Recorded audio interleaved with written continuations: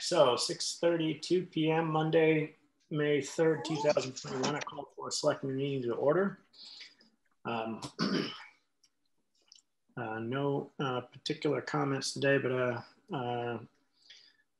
we do give public input. Agenda item number 0 for anybody who has anything that they want to say for regarding any item that's not on the agenda tonight. If you want, you can make a couple of comments right now. So does anybody have any comments that they want to make on anything which is not on the agenda tonight?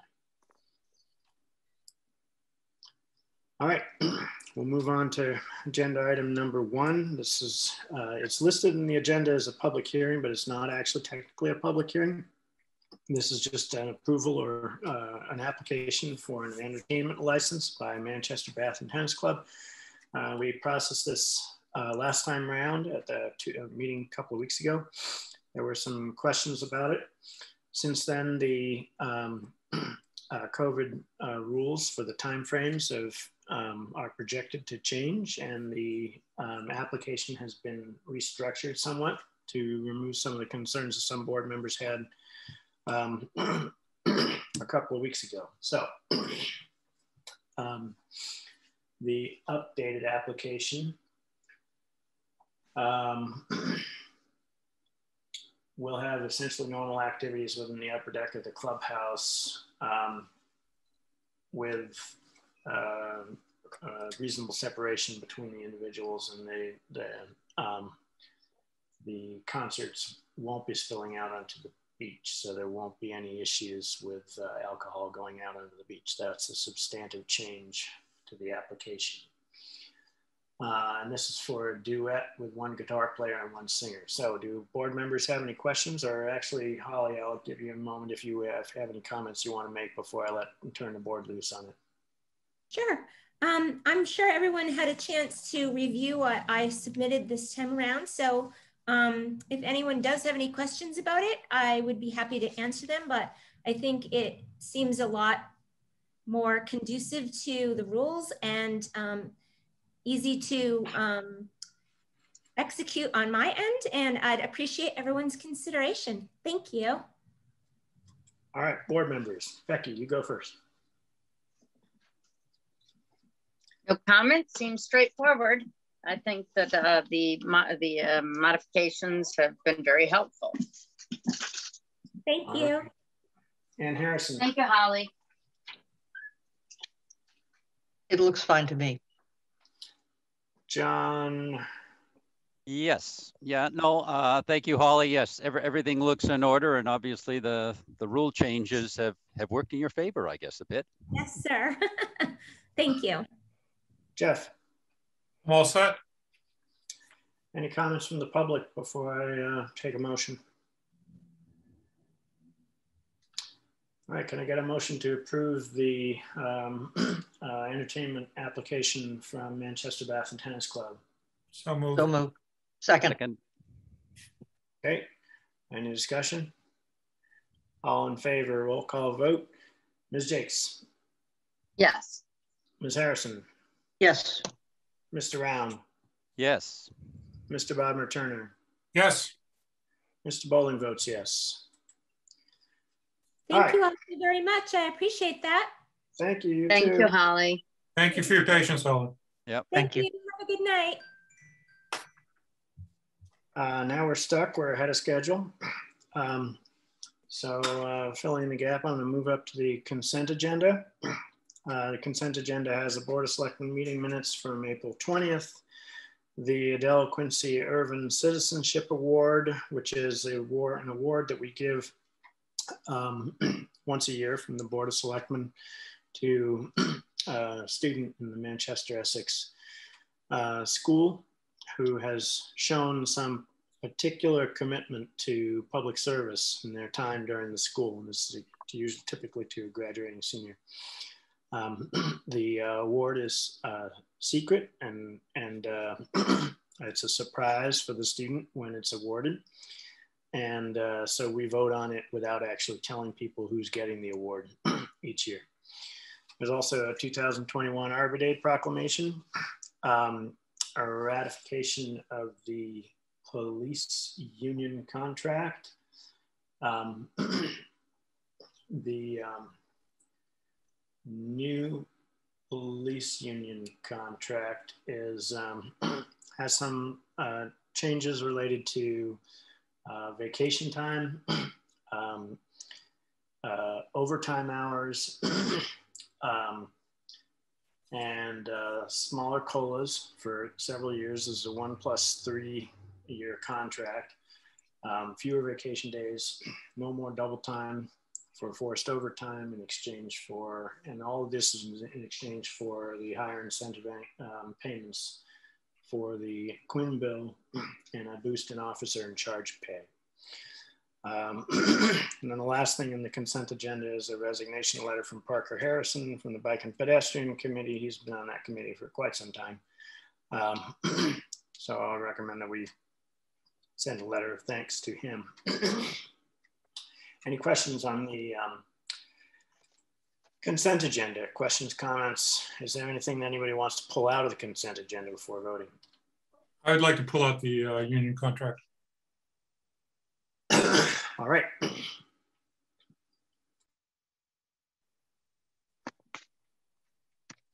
All right, can I get a motion? Just question, I thought Parker Harrison retired from 2 committees.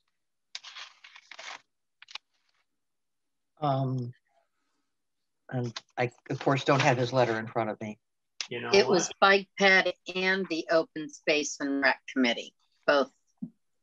Oh, you're right. With that correction, I'm fine.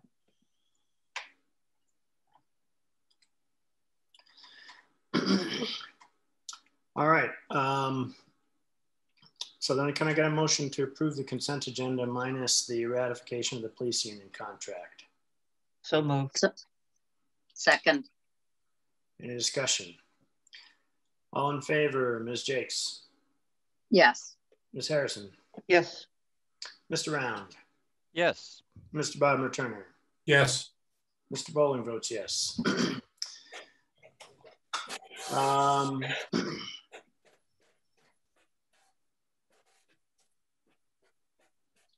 right, Jeff, what do you got on the union contract? I don't want to open up the whole thing for discussion. There's just one issue that in the strikeouts related to the Quinn bill, the specification of degrees that apply to that provision in this contract dropped criminal justice degrees. So the language as it stands now means that they could have any degree and still apply for the provisions of that particular point in the contract. And I think the intent is that those are just criminal justice degrees.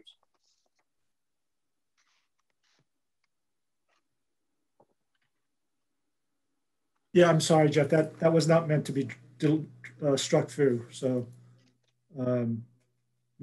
I mean, it makes sense when you read the whole thing that it was struck out. But I think that it's important that that gets reinstated in the language. Yes, no, I agree. So with that provision, I'm happy to go ahead. All right. So then I will take a motion to approve the ratification of the police union contract, amended to state that the degrees for the Quinn bill must be in the criminal justice field. So moved. Second. Any discussion? All in favor, roll call vote. Ms. Jakes. Yes. Ms. Harrison. Yes. Mr. Round. Yes. Mr. Bodmer Turner. Yes, and a big thank you to Greg. Yes, thank you, Greg. Yes. Mr. Bowling votes yes as well.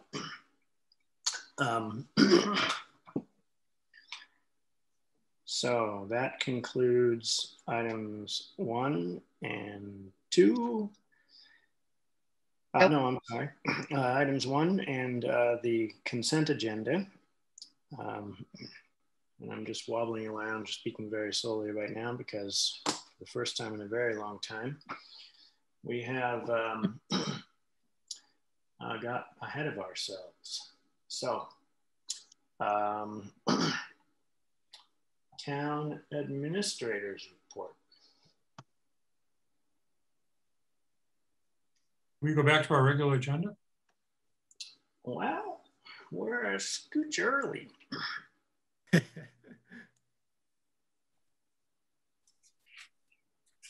So I can go to my updates if you wish. I'll tell you what I'll do. It's 2 minutes, so I'll start it early, and if anybody else comes into the meeting, I will start the presentation of this oath. So we'll move on to agenda item number 2, which is a short-term paying guest application for 64 Norwood Avenue. So this is an application by Christine Matrona Barber. And Christine, do you want to discuss this at all? Your paperwork seems to be in order. It's for the lower level apartment in my home, and the apartment's always been rented for, you know, as a month-to-month rental. And we just wanted to kind of reach out and see if we could do an Airbnb and do something different for now. Okay. Questions or comments from the board? I do have a couple of questions. And I guess my question really is mostly around the parking, Christine. Okay. And now just looking at the on the maps, the town maps, it looks as if there's only parking on one side of the house, and if you're facing your house, the left side. Is that correct? No, that's my poor drawing. So on the left side is the tenant's parking driveway. It's enough for 2, sometimes 3 cars if they pull up far enough. And if you look on the right side of my house, there's another driveway which is for my vehicles. So it's always been separate parking. Okay. And this is just, are people, are they able to turn around in your driveway, or do they have to back out into Norwood? No, they back out. Yep. Okay, just because typically, and I know you've had it rental before, but typically that can present an issue, but that's not a Board of Selectmen issue. That's a planning board issue. Okay. Anyway, but no, as long as there's room for everybody to be parking, I do think that if it's possible for people to back into the driveway. Okay, I can make that be a policy. Out. Sure. Yeah, I mean, it's just safer that way. Right. Yep. Great. Thank you, Christine. Okay, thank you.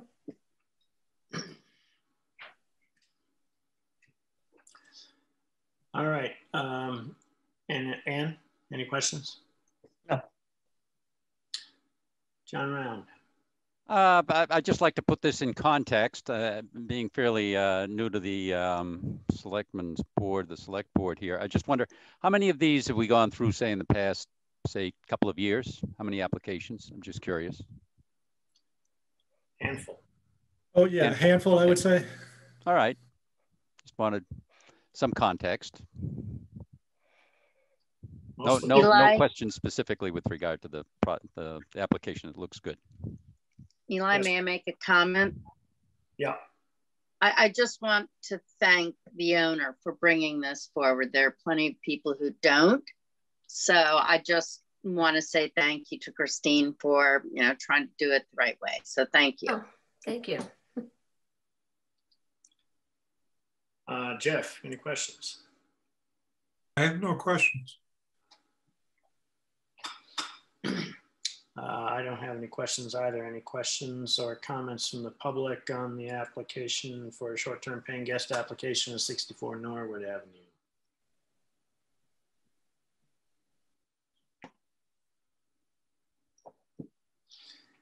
All right, hearing none, I will take a motion to approve the short-term paying guest application for 64 Norwood Avenue. So moved. Second. So we'll call it John Round seconded. And Becky Jakes moved it. Roll call vote. Ms. Jakes. Yes. Ms. Harrison. Yes. Mr. Round. Yes. Mr. Bodmer Turner.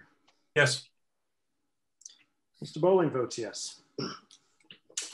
So Christine, thank you. Congratulations. Oh, thank you very much to all of you. Best of luck with your endeavor. Okay, thank you. Have a good night. Good night. You too. Okay. Thank you. Thank you. Thank you. Like the first time in a while, I wish there'd been more questions about parking or something. Because now we do have to move to the town administrator's report. Because our next item is not ready until 6:55. So Greg, you want to start up? Sure, thank you, Eli. We have been working on a timeline for a discussion, more public discussion on dispatch options, and presented to you in summary form what that might look like over the course of the next couple, 3 months. Starting with your next meeting, May 17th, where you would identify any additional information that you would like, and do a quick review of the information to date that we do have. And with that, we would create a more in-depth web page on the town site and provide the information about our current operations and what the future would look like, either if we keep it in-house or if we do decide to go to the regional center in Middleton. And so we can outline those two options in a fair amount of detail. And then we would target a public forum on the question of dispatch operations. Suggested that we could do that on June 7th, which is part of your regular meeting, the first one in June. And then a second public forum we could hold after town meeting. Town meeting's the 21st of June. We could hold a second public meeting as part of your first July meeting, and that is July 6th. After those public forums, after garnering additional public input, we could then have a session where you and the Finance Committee could sit down, review all the information that we've collected up until that point, and decide how you would like to proceed from there. So that's a draft, obviously subject to your thoughts and any fine tuning, but that would be a way forward on the dispatch question. Greg, could I ask you a question about this? Sure can. Yes, please go ahead, Jeff. The question I have is, how does the article that's been put forth by petition at the town meeting impact this process? So I think that's another data point in terms of public sentiment. The town meeting vote is an advisory vote. It is not a binding vote, but obviously you will want to be very interested in it and take note of comments and the debate that might take place at town meeting. Will the board be putting forth their own comments at town meeting regarding that petition article? So we're going to actually discuss that in agenda item 6. Thank you. We talk about the warrant. Okay, that's what I needed to know. So if any of the board members want to be involved in setting up that basic outline for our meeting on the 17th, raise a hand. We'll pick somebody. And all right, so it's going to be Ann Harrison and Jeff. So Ann and Jeff can work with Greg. Question, Eli. Yes, Jeff. Is there an opportunity for perhaps a site visit at Middleton sometime during this process? No, I'm sure there could be. I'm sure that could be arranged. It was last time anyway. I couldn't imagine why they would have changed it. Yeah. We can inquire. Yeah, I'm sure they would welcome that. Okay. All right, Greg, keep on going. All right, an update on Cornerstone Church. You recall that we do have an option to purchase the current church located here closer into town as they pursue a new church further up on School Street at the just at the interchange with 128. In talking to some folks at Cornerstone, they are interested in possibly pursuing an alternative arrangement whereby we would develop that new property in a joint fashion, both the church building a new building, and also the town then constructing a new senior center on the same site. So I think it's worthy of further exploration, and assuming you would agree, then we can continue to have some conversations with the church to see if it has if it's an idea that can materialize.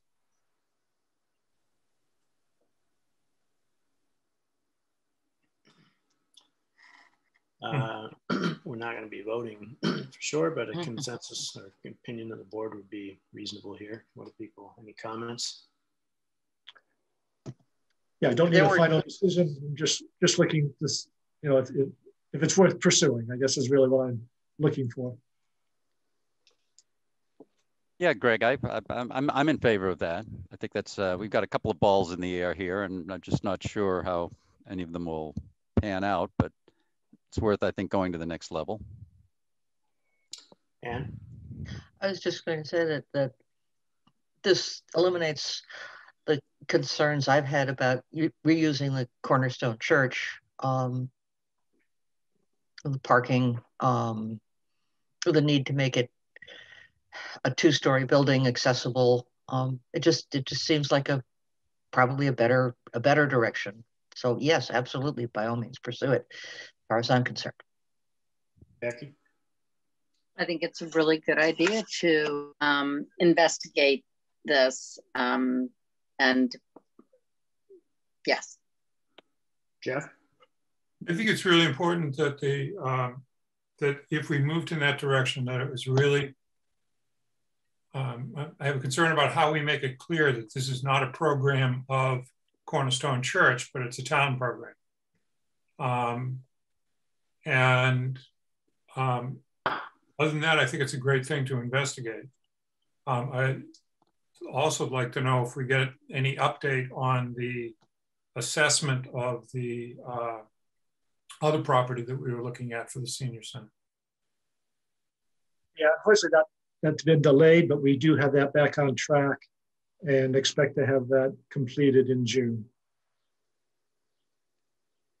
Okay.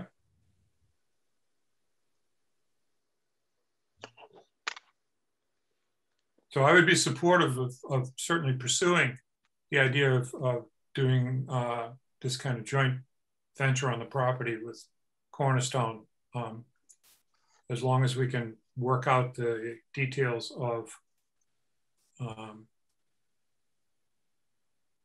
our having separate agreements about the property. I think it's reasonable to pursue looking into this option as well. Mm-hmm. Okay, thank you. That's helpful. So Greg, you're item 3 on your report, but we are far enough in that we could return to the regular agenda. How about we do that and then come back to your report? Yep, afterwards. Perfectly fine. All right, we'll go back up to the item number 3 on the agenda, which is COVID update and the beach season. So, as of last week, the governor announced a bunch of loosening of restrictions, and we've seen the press release from the governor's office summarizing the upcoming changes. Masks are going to be required, not going to be required outdoors when distancing is possible. And then May 10th, larger venues are going to open.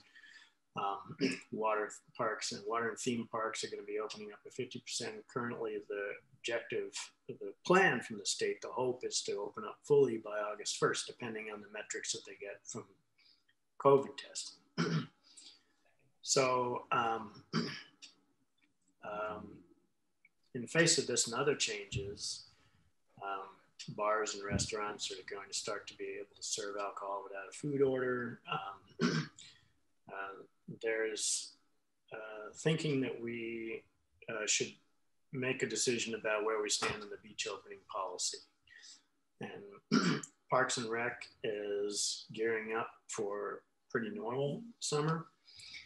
And there may be protocols for the bathhouse and asking beachgoers to spread out, but the recommendation right now is that we open up to residents and visitors, assuming no new outbreaks.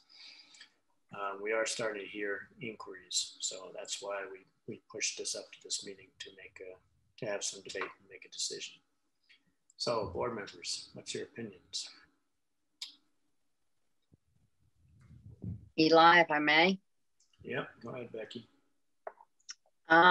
I think it would be nice to open the beach back up and get some more traffic for the businesses in town, providing we're on top of just any outbreaks and address that if we have any.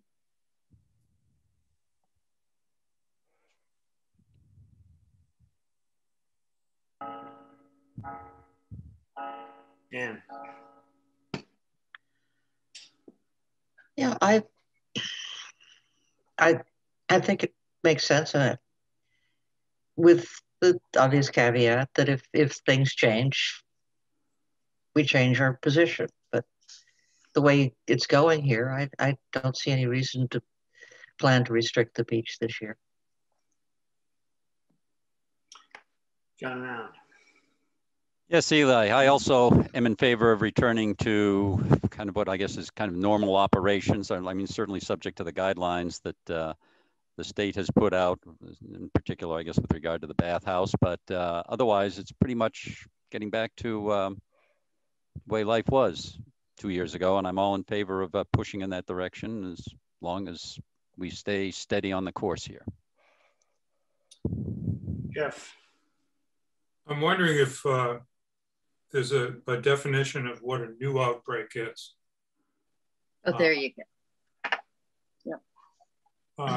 Because that sounds good. The language sounds good, but we ran into a lot of back pressure on the restrictions that we put on the beach this past summer, and I'd like it to be out front what we would be when we would become concerned that there was outbreaks related to beach use. It's a very hard thing to get my head wrapped around. I'm sure it's hard for the community to do as well. But are we talking about looking at a rolling average of cases within the town? And what would the standard be? I hate to say it, but I don't think we really are in a very good position to put in place a very specific standard. I think if we saw a dramatic shift in the number of cases in town, or if we started seeing, for example, a number of different businesses suddenly go down to closures due to COVID exposures or COVID infections within their staff. Those are the sorts of things that might cause us to rethink it. But I think laying out a specific set of criteria right now is going to be very difficult to do in a way that wouldn't of its own right cause people to come back and ask us why we did that.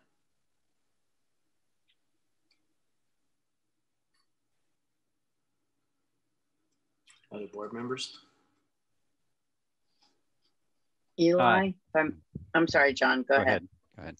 No, I have, I agree, Eli. It's very hard to, excuse the language, draw a line in the sand here, but because it's hard to predict. And you know that a year ago or 9 months or so ago, there were various numbers that they put out and said, well, this is going to be a cutoff, and then things kind of shifted around. And I agree, we don't have enough information to know that. But I think everybody has been through so much in the past year that they understand if we make decisions to change things because there are issues, they'll know that that's just part of life right now. It is. So I think saying it's open until until there are reasons that it shouldn't be open, I think that's the way we have to go. I think I would have to qualify it by saying it'd have to be pretty significant evidence for me at this point. Last year, when March rolled around, we were extremely conservative, but I would need some relatively significant evidence to go back and revisit it at this point. Eli? Go ahead, Jeff. Sorry, I'll get to you in a second, Becky. Yep, no worries. I also have a question about whether we know what the communities around us are doing about their beaches, Gloucester in particular, Ipswich, because if they're going to restrict to residents only, we could have a flood of people coming into Singing Beach. Which, in terms of our lost revenue last year, it might sound good, but it could also lead to other problems that we don't want to entertain. So do we know anything about what's going on with the Gloucester beaches or Ipswich? As far as I understand, that they're all planning to be open to the general public. Okay.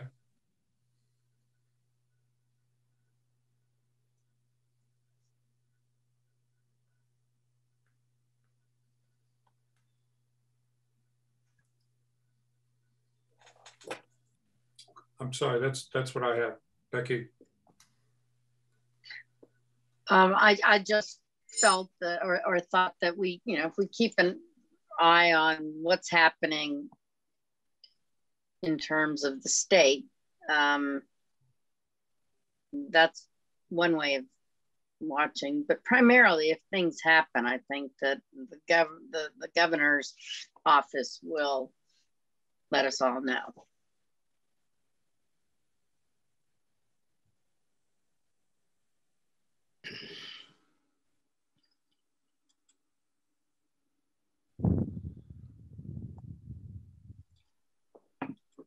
All right.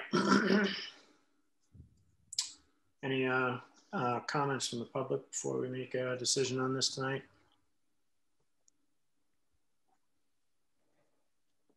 Sandy. Hi, Sandy Rogers, 82 Old Essex Road. First of all, I just wanted to thank you all for all the work that you've been putting into everything going on, COVID, SLV, everything. So just wanted to say that. But regarding the beach stickers, I was just wondering, at the beginning of last year, when we had the first really big warm days, there was a flood of people coming in, especially out of towners. And I was just thinking, you know, maybe there can be a plan to stagger and bring up the amount over the period of time. I know that's not necessarily, you know, beach season, you know, beginning in May, but even before that, just to plan and then just see how that rolls, but to stagger it up and make sure that all the processes are in place. But that's just one recommendation to think about. That's all. Thank you.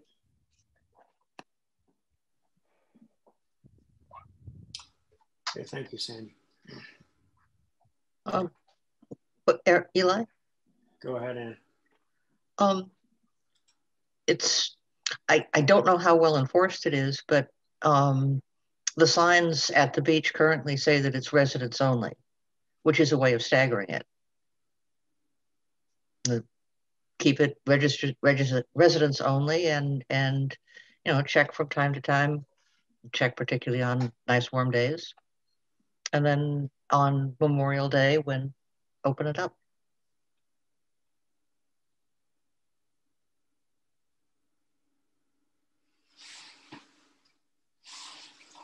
How do board members feel about that proposal?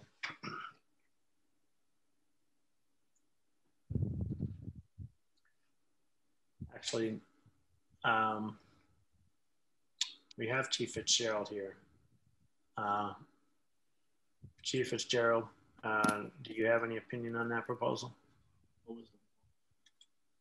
What was the proposal once again, there, Eli? I know we've staffed the beach on the nice warm days and the weekends since probably the beginning of March. So, yeah. And then during the week, if it's busy, the patrols do go in and out, and you know, obviously, as time permits, to monitor the lot. But on the busy days, we have been staffing it, you know, all ready. I think that the proposal was, well, Ann, I'll let you state it specifically. What I think I said was that currently the signage at the beach says residents only. And that we would monitor the parking lot and keep it residents only until the full opening at Memorial Day, when there are a limited number of residents, of non-resident parking spaces available on weekdays. So that is a staggered opening, which is what Sandy was asking for. I wouldn't do anything about people who are willing to walk from downtown, non-residents, other than, you know, monitor the parking spaces for 2 hours.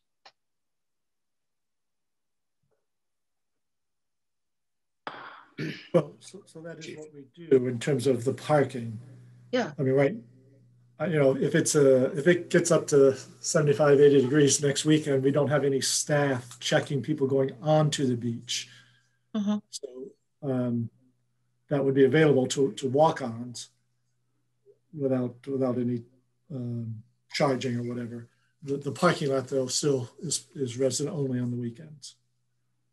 I'm sorry. All I was trying to say is I thought that what we currently have and what we're currently enforcing is in fact a staggered start.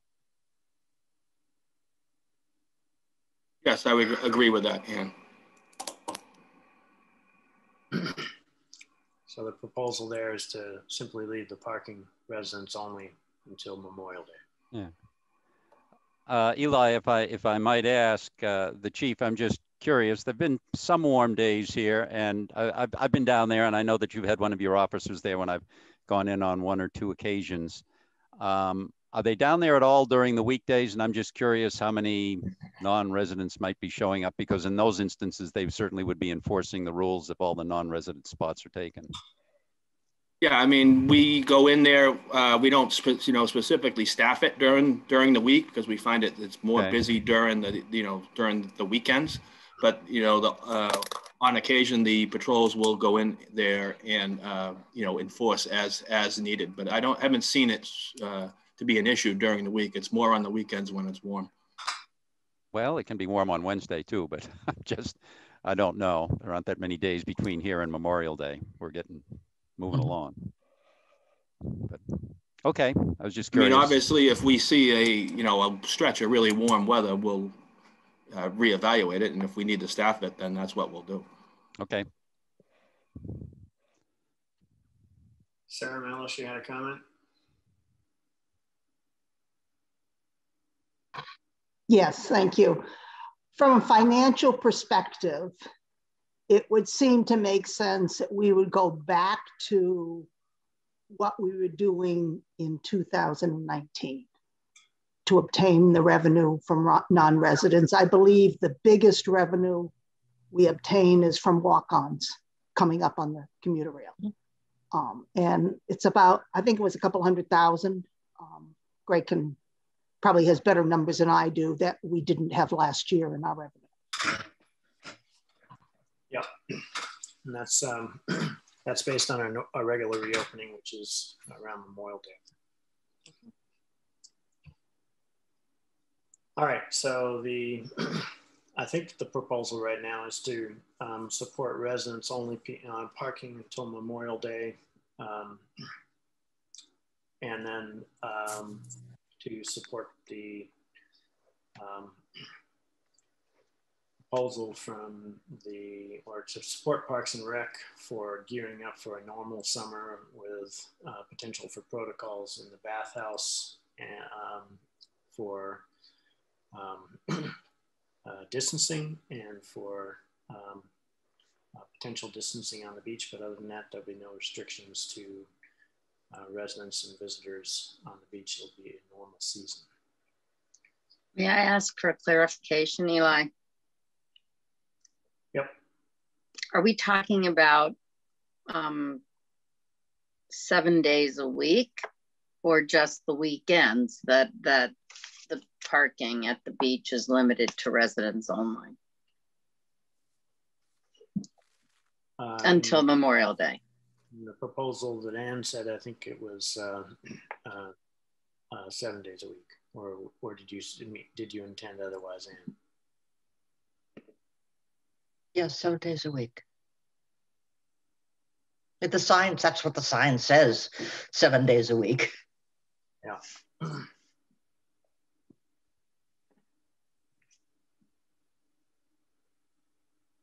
Any other comments? I got a motion for what was just proposed. So moved. I got a second. Second. Any discussion? Roll call vote. Ms. Harrison. Yes. Mr. Round. Yes. Mr. Bodmer Turner. Yes. Ms. Jakes. Yes. Mr. Bowling votes yes. All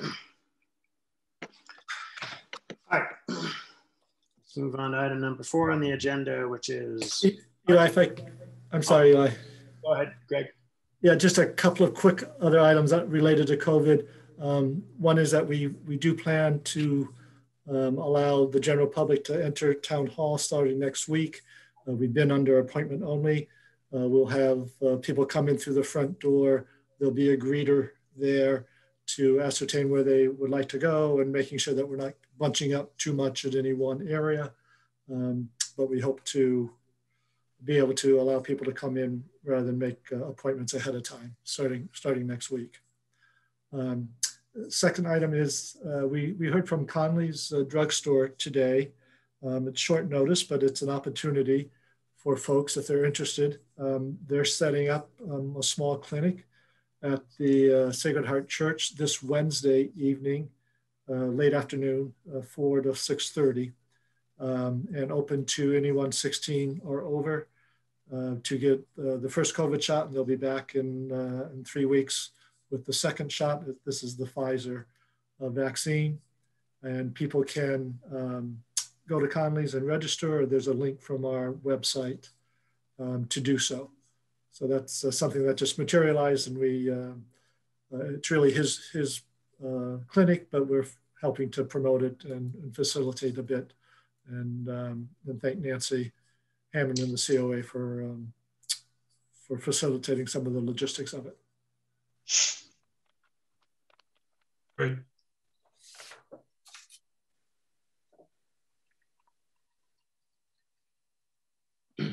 Okay, that it on the COVID list? Yep, that's it. Thank you. All right. Now we'll move on to parking. So we're talking about the 15-minute parking space at Beach and Summer. Greg, can you summarize this one? Sure. So this is a parking space at the corner of Beach and Summer, next to Richdale's, across the street from Callis. And so we have this as a 15-minute parking space. There's a couple right in front of the post office at 15 minutes, and one or two other ones in town.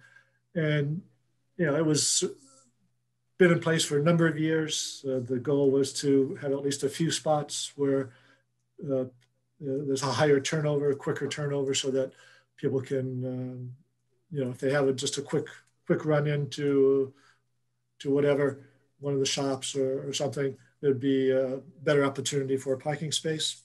With the outdoor dining taking away some of the parking, some of the merchants requested that perhaps this 1 15-minute space be removed and it just be a standard 2-hour parking spot, while we have the outdoor dining taking up some of the other parking spaces.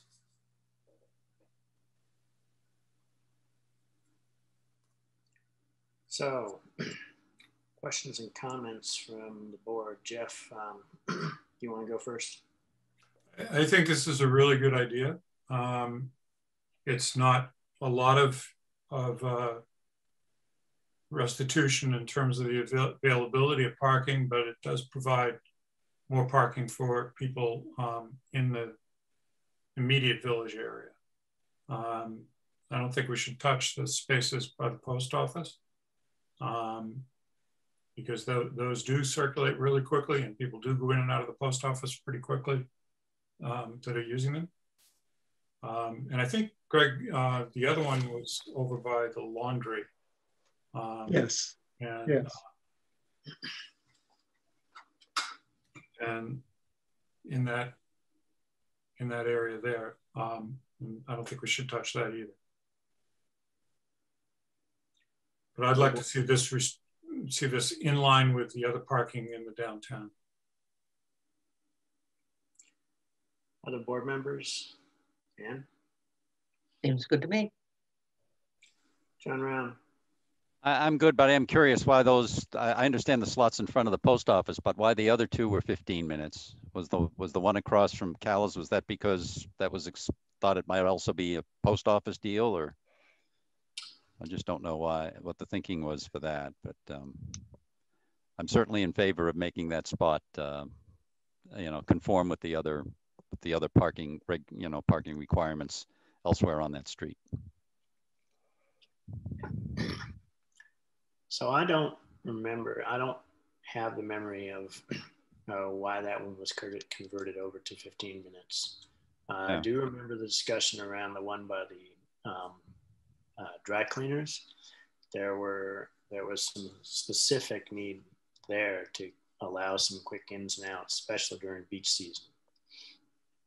And but the one over by Callis, that one I'm not sure about. Greg?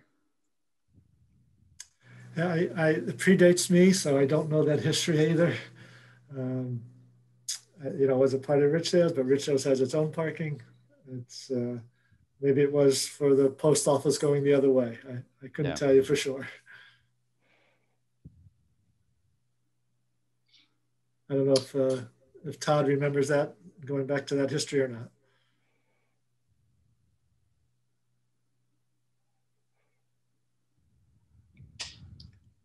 Sorry, Eli. from what I remember, that was a 2-hour spot years ago. And then when the downtown improvement happened with the sidewalks, for some reason it was changed to 15 minutes. And I don't recall why.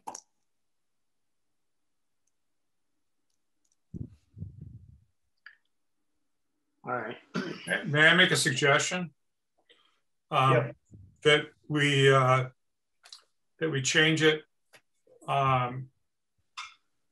through October, and in the meantime, get a handle on why that space was put in there, and maybe extend it when the time comes. Because this was requested as a temporary change. Yeah.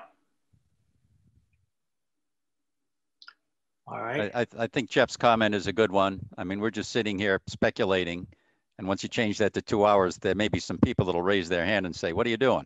There was a reason that was 15 minutes. And well, we'll give them 5 months to comment and then evaluate that. But so let's do it as, let's just take it as a motion then. Okay, Jeff, will you make a motion to convert the 15-minute space at Beach and Summer to a 2-hour space through October? Through October 31st. That was very well made, Eli. I would go with your motion. Okay. All right. What the heck? I'll make that motion. So moved. All right. Can I get a second? second. All right. So we're in. Let's say discussion. We've already heard comments from some board members. Ann, what are your thoughts? It's fine. Becky. I'm fine with that. Any comments from the public?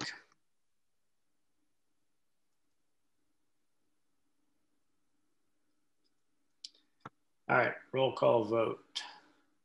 Ms. Harrison. Yes. Mr. Round. Yes. Bodmer Turner. Yes. Ms. Jakes. Yes. Mr. Bowling votes yes.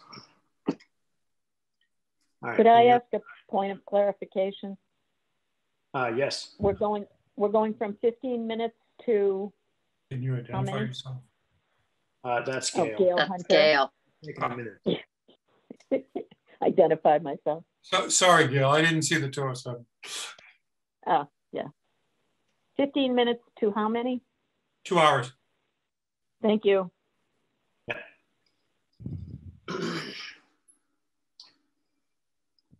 All right. Okay, so we voted on that. Any other parking items that any board members want to discuss? Jeff, did you have anything?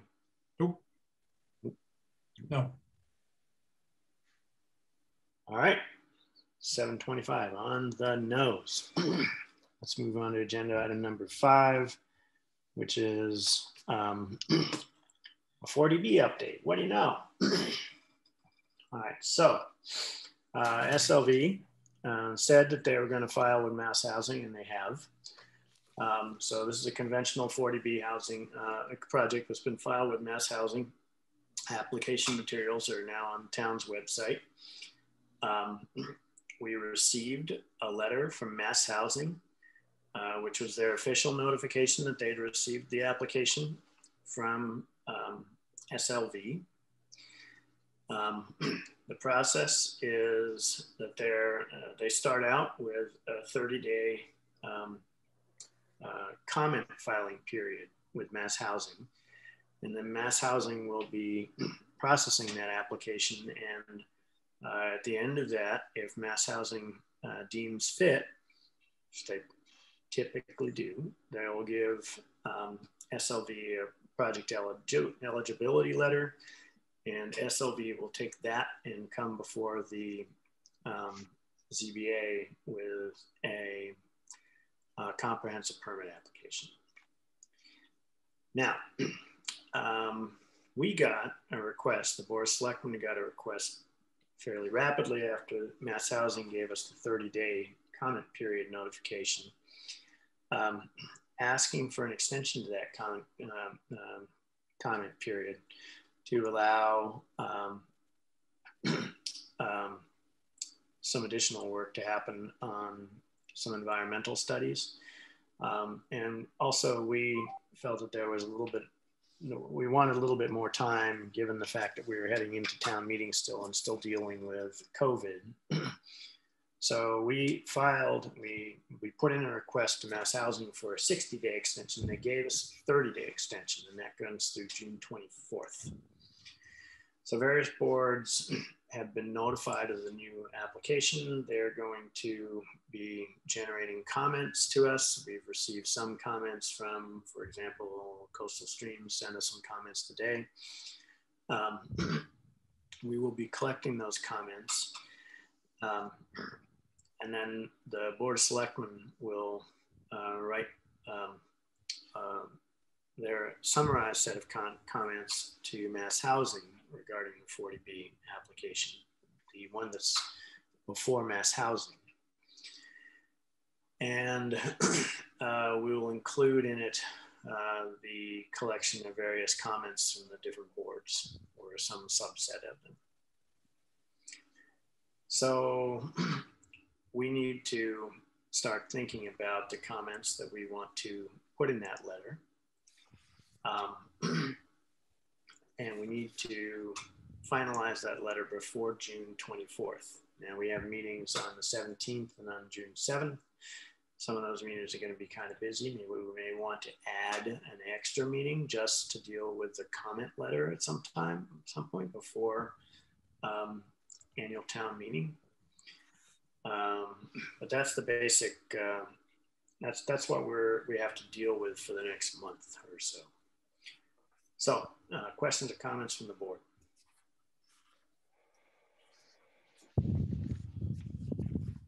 Eli? Go ahead, Becky. There was a Citizens Planner Training Collaborative that was put up. It was a video presentation. It's on the 40B website. I mean, on the town's website, the 40B link. And I was wondering, I did not get a chance to see that. Did anybody see that? I'm wondering if there's a way we might have access to that again.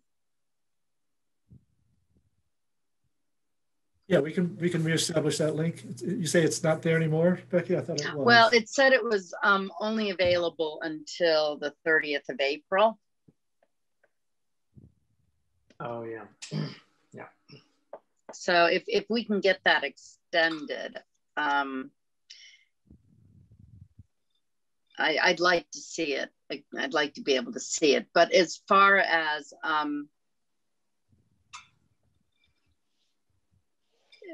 we might want, I think it might be good simply to have a meeting around SLB, 40B comments. Becky, it's Marlene. I just checked that link. It still works. Thank you, Marlene. All right, we'll come down to the scheduling of the meeting in a little bit. Other board members, Sarah Mellish, I see your hand. I'll get to you in a minute.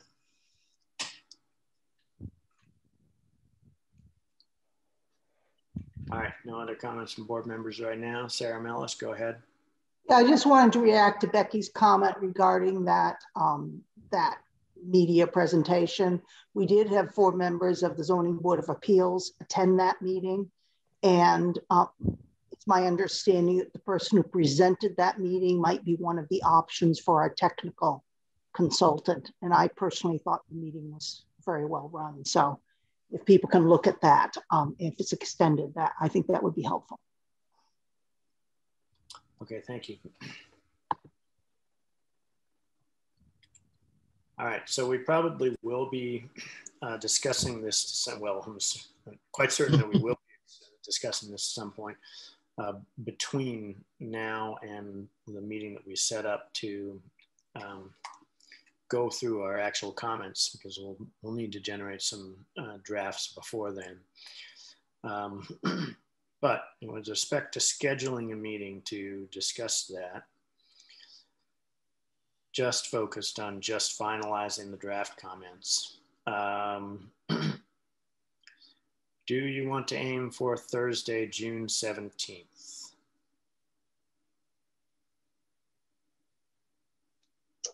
That works for me. It seems pretty tight.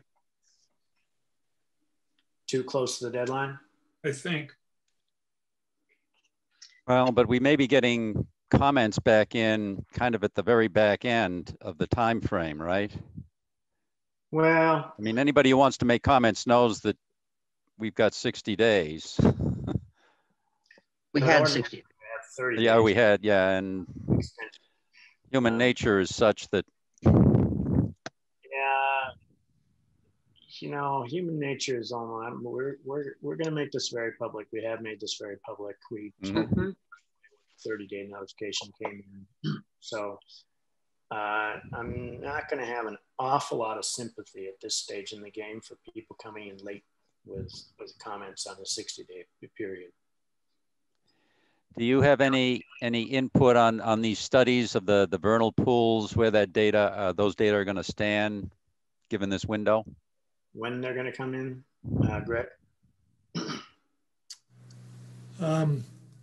I don't have a specific, but I think it'll be within this time frame, at least the main data. There may not be a final report, but certainly the bulk of the data collection will have been completed and the highlights from that can be known.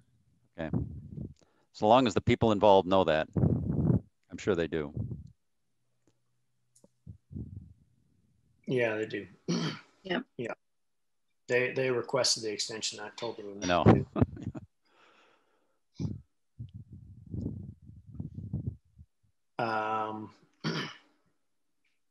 Okay. The 17th is okay with you, Jeff? No, you thought it was tight. I think it's a little tight. We're going to be discussing it before the 24th. I mean, before then as well. But so town meeting is on the 21st. The very worst, we could have another discussion on the 22nd or the 23rd if we found we weren't able to finish up on the 17th. You know, God help us. I don't know.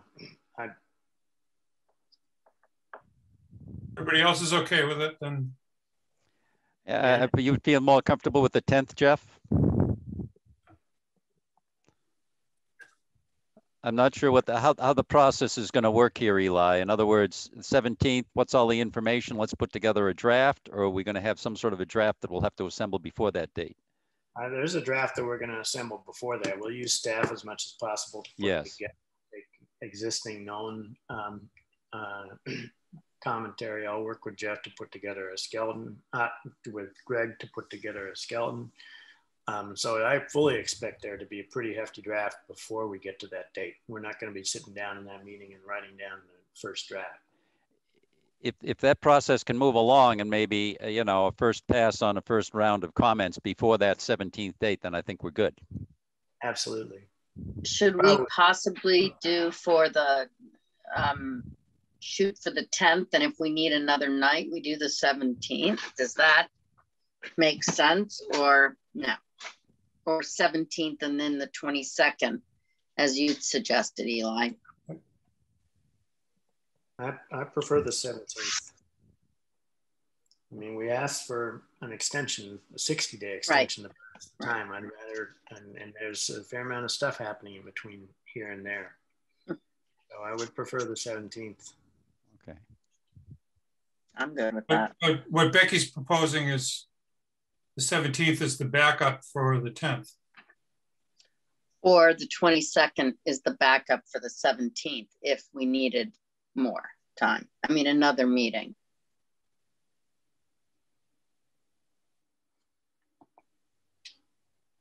I can go with the latter. I can go with what Becky just said about the 17th and the 22nd.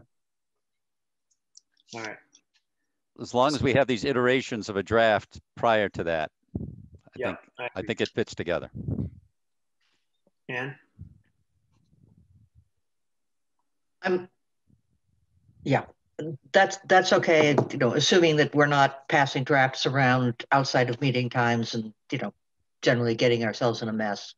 Right. So what I would imagine what I'll do is I'll stick a short 40B update onto the next couple of agendas, and drafts will fall in there. Thank you. Good. All right, so that's what we'll do. We'll do the 17th at 6:30 and potentially the 22nd. And Alan, I know what you're going to say. That's the rain date for town meeting.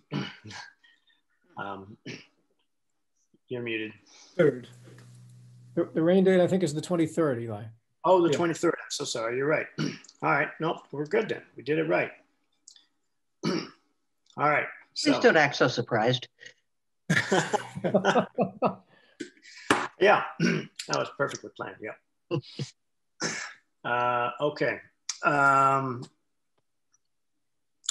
All right. So I think that's all we really need to cover tonight on the 40B. Greg, did you have anything else you wanted to add there?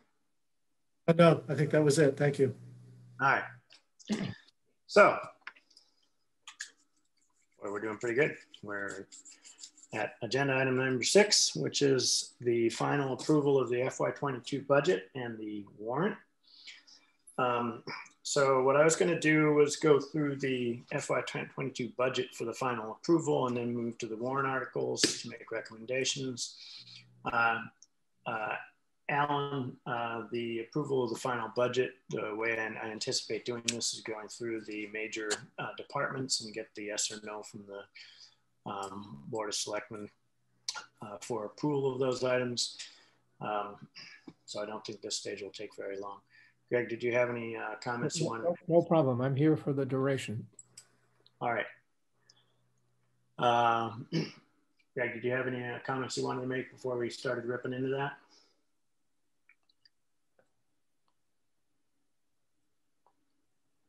Was that to me, I'm sorry. Yes, I said, did you have comments you wanted to make on the budget approval before we started ripping into the departments for approval for department by department? Just to say that you know, it's been a good process. Started back in the fall with department heads putting together their requests. The Finance Committee has gone through with a very fine tooth comb and have reviewed all of the requests and scrutinized and done some fine tuning. I think it's been a good process. My hat's off to Sarah and the rest of the Finance Committee members for all of their time and energy that they put into it. Bottom line is that we would anticipate a tax hike request of 1.5% to fund this proposed budget. The overall expenses are up about 3.5%, a little less. But over half of that, or not quite half of that, I should say, is due to increased spending in the community preservation accounts, the projects for that funding. So that's a separate source of funding. And the other portion was bringing capital back up to where we'd like to see it. We did decrease it for this current year as we decided to respond to COVID and have a 0% tax increase for the current fiscal year. Excuse me. We're able to cover the extra expenses by being less conservative in our local receipt estimations. And also we did have some offsetting decreases in our debt service in particular. And also we're able to take advantage of some savings in our health insurance, as we've had some good years in a row here with zero or an actual decrease last year. So that has helped us in our budgeting. So overall, as I say, without those increases of capital and community preservation, it's more of a 1.9% increase. But operating expenses are up 2.2 on the town side. On the school side, it's a 3.2 increase to our appropriation to the district. Overall, their funding is up just over 4%. And they're able to have additional funding from the state. As that has increased a bit through the new formulas. And given the Essex enrollment growing faster relative to Manchester's, they have a higher increase. Overall, the town fundings combined is up 3.5%. So those are the highlights. Pretty much standard operating status quo for most operations. We do have a slight increase in the DPW under water and sewer, where we're funding the second half of a temporary staffing increase as we anticipate a couple of retirements of some senior staff members and allowing for a transition period where we can capture some of their extensive knowledge before they do retire. We wanted to have some overlap. So that was the reason for that increase. There are a few changes in staffing, but they are cost neutral. Just doing some rearranging and reallocating and taking advantage of some higher efficiencies in a couple of departments so that we can do that. So overall, like I say, a pretty tight budget again. Applaud the department heads and their austerity and working with the constraints that we asked them to, but still providing, I think, the services that people want us to provide and expect us to.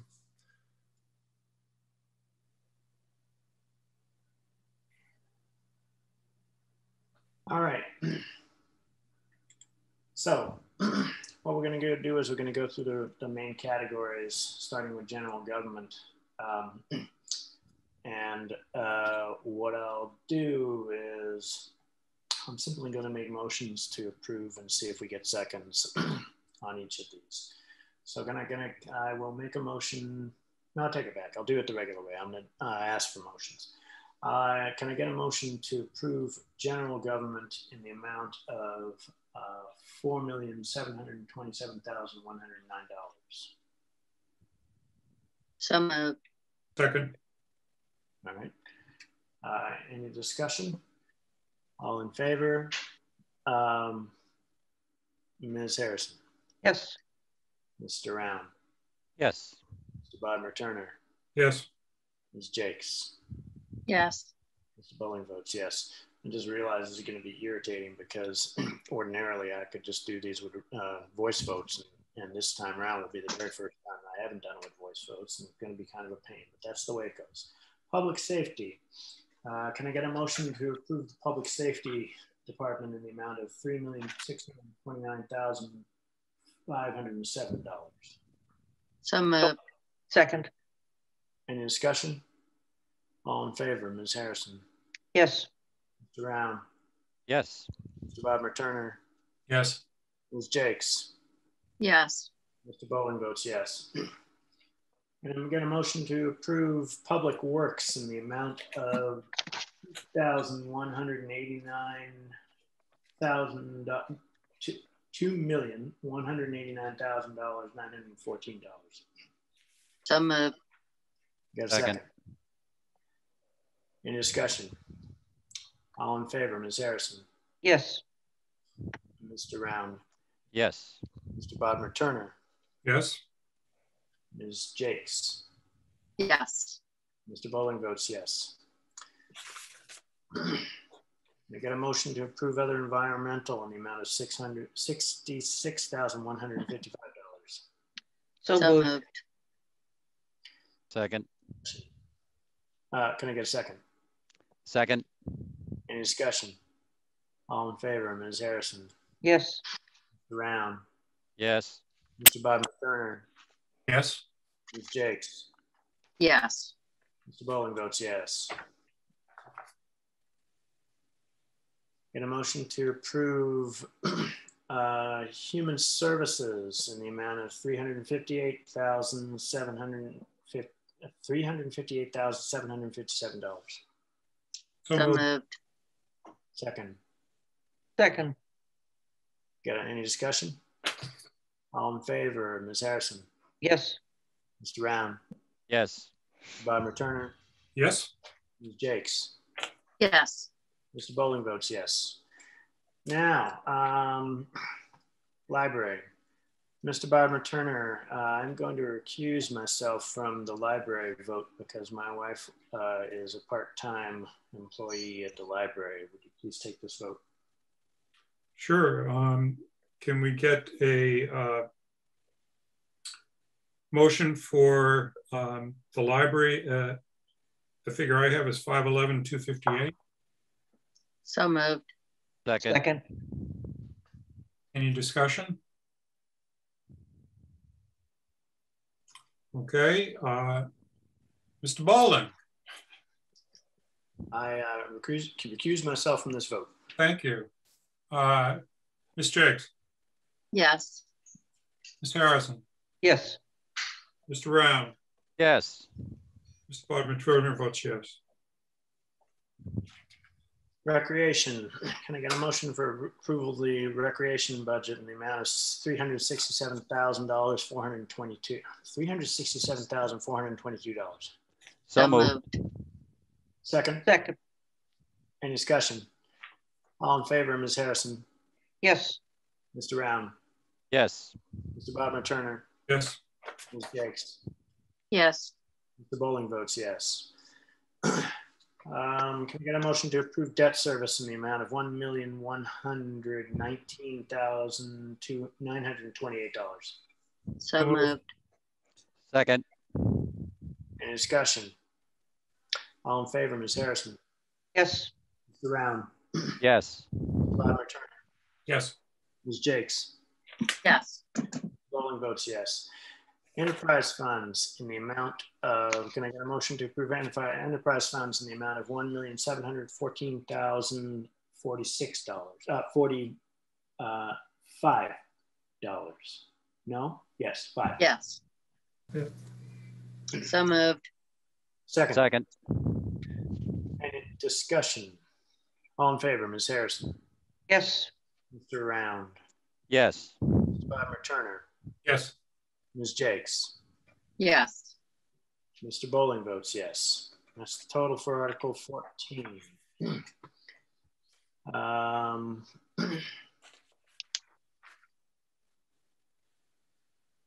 think that is it. So we also have to approve the warrant tonight. And there's the warrant articles and then there's the warrant. Correct, Greg?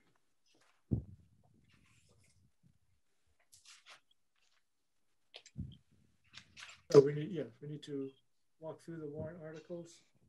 Have you approve them and also decide who will take each one for a brief explanation if as necessary in your position on them. So, Eli? Yes, Becky. Before we do that, before those, it says the Town of Manchester-by-the-Sea annual town election warrant. That's what I was referring to. Yeah. Okay. I think I should recuse myself from that because I am actually running. No, you don't actually have to. This is just an approval for the form of the warrant to certify that it contains what it should. All right, then I'm in. So this is a warrant for the annual town election. This includes one member for the Manchester Housing Authority for 4 years, one member for the Manchester Housing Authority for 5 years, one member of the Manchester Library Board of Trustees for 2 years, Manchester Library Board of Trustees for 3 years, one moderator for 1 year, 2 members of the Planning Board for 3 years, one member of the School Committee for 3 years, and one member of the Board of Selectmen for 3 years. So can I get a motion to approve the annual town election warrant as I have stated it? So moved. Second? Second. Any discussion?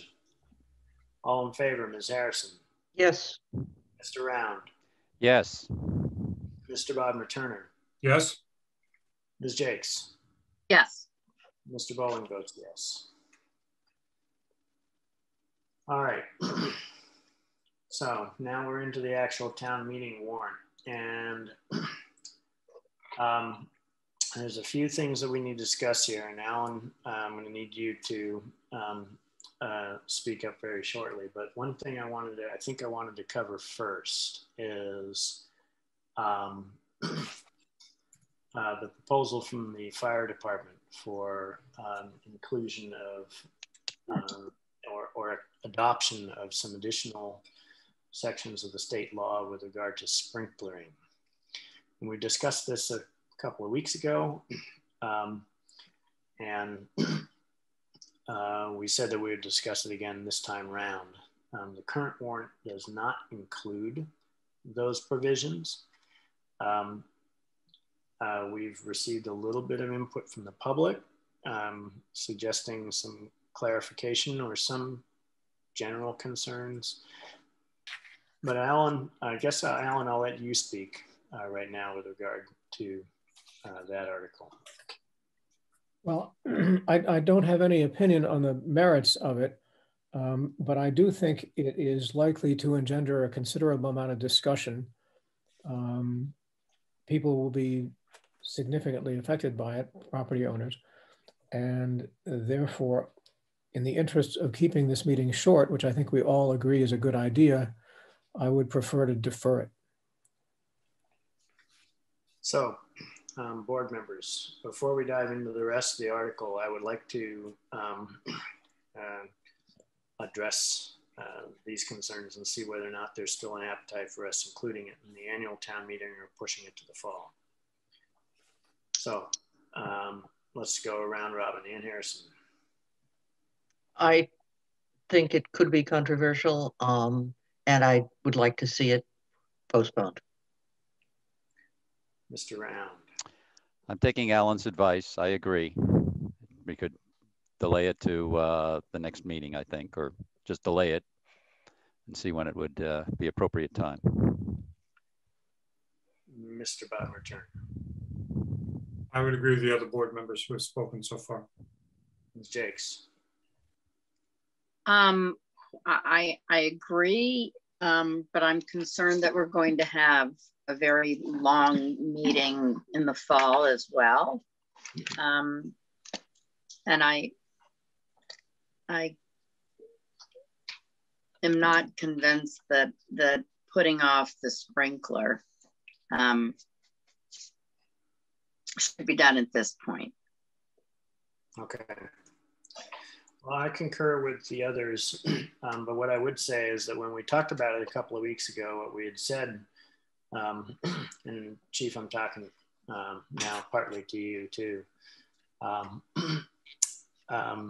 What we had said that was we recognized that there would be potential for a lot of questions being asked. So what I would say is that we should not defer public outreach on this too terribly long if we think we are going to put it on a fall town meeting, and instead continue to develop that list, that frequently asked questions list regarding it, and take the time to vet it with a little bit less pressure in between now and fall town meeting, so that we're not pushing so hard. And hopefully if we do that, then we'll have everybody's questions answered, and it won't be a long controversial discussion at fall town meeting.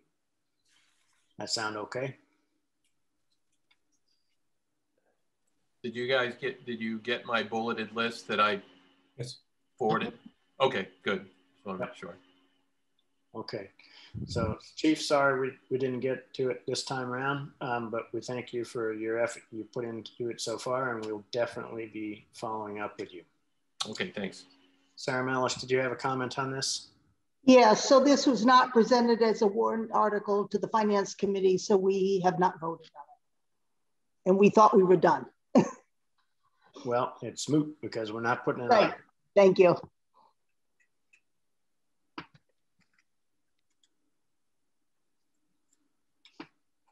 All right, so Alan, why don't we start with you and see how you plan on running the meeting, and then we can go through the warrant. Well, I plan on running it very much in the same way that we did last year. I have prepared a consent calendar because last year I got a lot of positive feedback about using the consent calendar for articles that were likely to be non-controversial.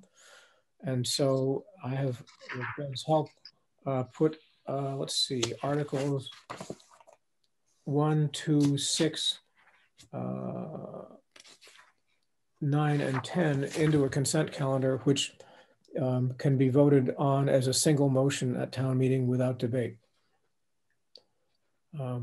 Other than that, I think it will be very much like last year.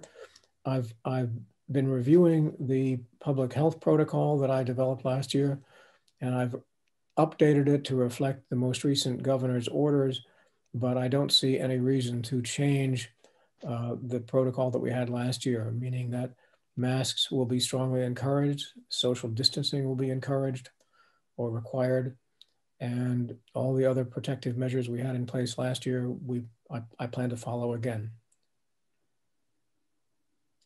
Okay. And is your intent to do the consent calendar as the first vote of the meeting?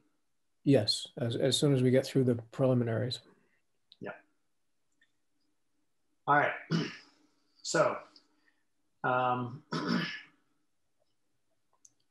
so we have articles 1 through 10 are essentially ours. So I think that we can simply assume that for all of those, we recommend approval. There are a number of citizens petitions article 11, 12, 13, 14, 15 are citizens petitions articles, and we have to make decisions tonight on whether or not we support them. Article 16 is ours. And Article 17 is this a standard placeholder at the end. So Article 16 will obviously be recommending approval. Well, what we have to do here is for all of these articles, we have to choose who is going to move them and who is going to second them. Oh, Alan, one thing I forgot to ask you was which of these articles you are going to want members of the board to speak to. I'm assuming that none of the ones on the consent calendar. That is right.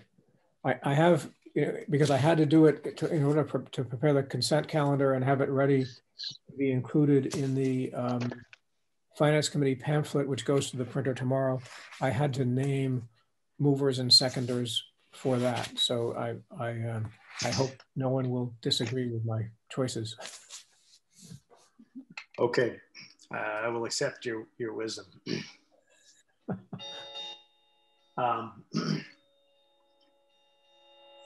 Okay, so which of the articles do you expect or want members of the board to speak to? I actually hadn't gotten that far, but let me take a quick look, and if you can do something else in the meantime, I'll come back to you in a couple of minutes. I'm happy to do that. So we don't have to do movers and seconds. So when Alan comes up with a list of ones that we have to speak to, we will select which of the board members is going to speak to each of those articles. In the meantime, are there any comments on the standard articles 1 through 10 from board members, corrections, typos, take your pick. Speak up in no particular order.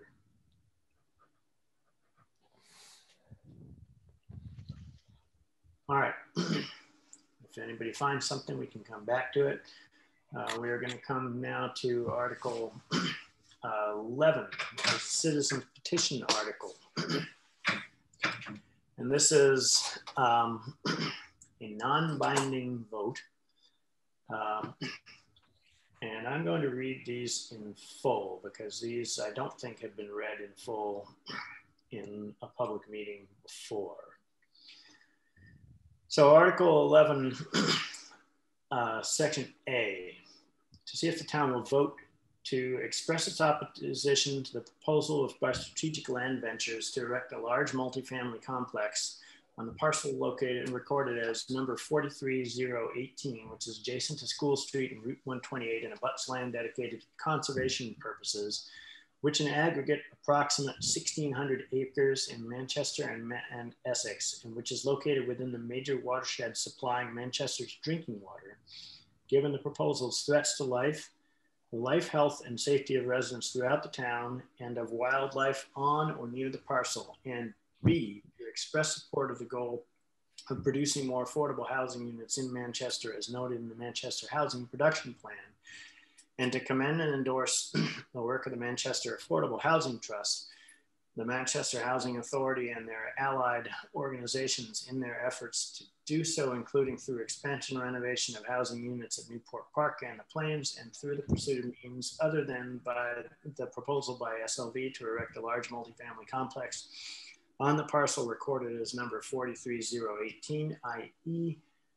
that are more consistent with the scale of existing commercial properties in the town, more pedestrian friendly in their locations and design, and not a significant threat to life, health, and the safety of town residents or of wildlife. So I'm going to make a comment on this before I take comments from the board. The observation is that at the time we go to town meeting vote, the Board of Selectmen will still be within the comment period to Mass Housing for submittal of our letter to Mass Housing on this project. And I will further observe that we just finished not successfully attempting to negotiate a LIP with SLV. So it's my thinking that given those circumstances that we should take no position on Article 11, in particular since it is a non-binding vote. So other board members? I agree. Ann Harrison? I agree. John Round? It's an important observation you make there, Eli. Yes, we're in that window. I agree. Jeff? I agree with your comment. I'm also concerned that this article as a single article deals with two separate issues. And one is, opposition to the proposal of SLV, and two is support for the Manchester Housing Authority. I don't know what the legal issues are around doing this, because typically this would be two articles. Alan? Well, I don't think we can break it because that's how it was submitted. But well, I think you can break it in terms of expressing your opinion. I think you could take no position on A and take a position on B. But in the end, there's one vote. Well, that's true. Oh. Yeah. Now, I haven't thought about this at all, but just thinking off the top of my head, as we always do with Article 4, I can divide the question and take separate votes on the two pieces. I would appreciate that, Alan. I think that gives people an opportunity to speak to one and not the other.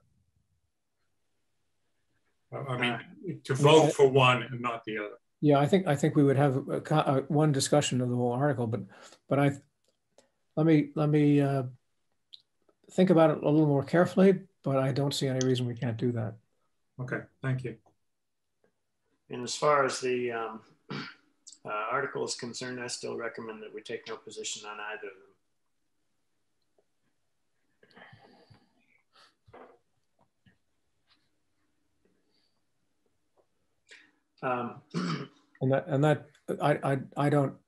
I won't engage on that question. That's up to the board. Yeah. And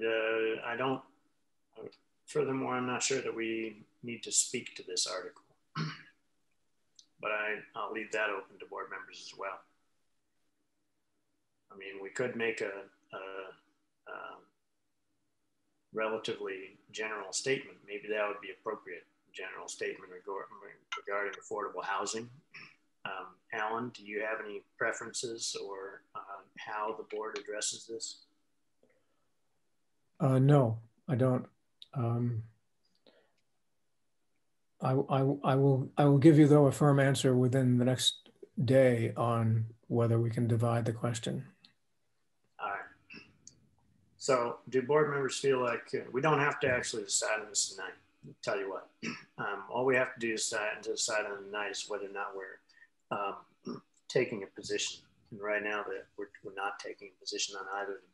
Whether or not we want to make some statement regarding this article or related to this article, that I think we'll just let board members stew on that, and we'll decide at one of our next meetings. Eli, if I could make one comment about that. Yeah, go ahead, Jeff. That I think we need to, at a minimum, explain why we're not taking a position. Yeah, that's reasonable. I think that's right. Because otherwise the town citizens are going to feel like the board doesn't care about this article. Yep. I agree with that, Jeff.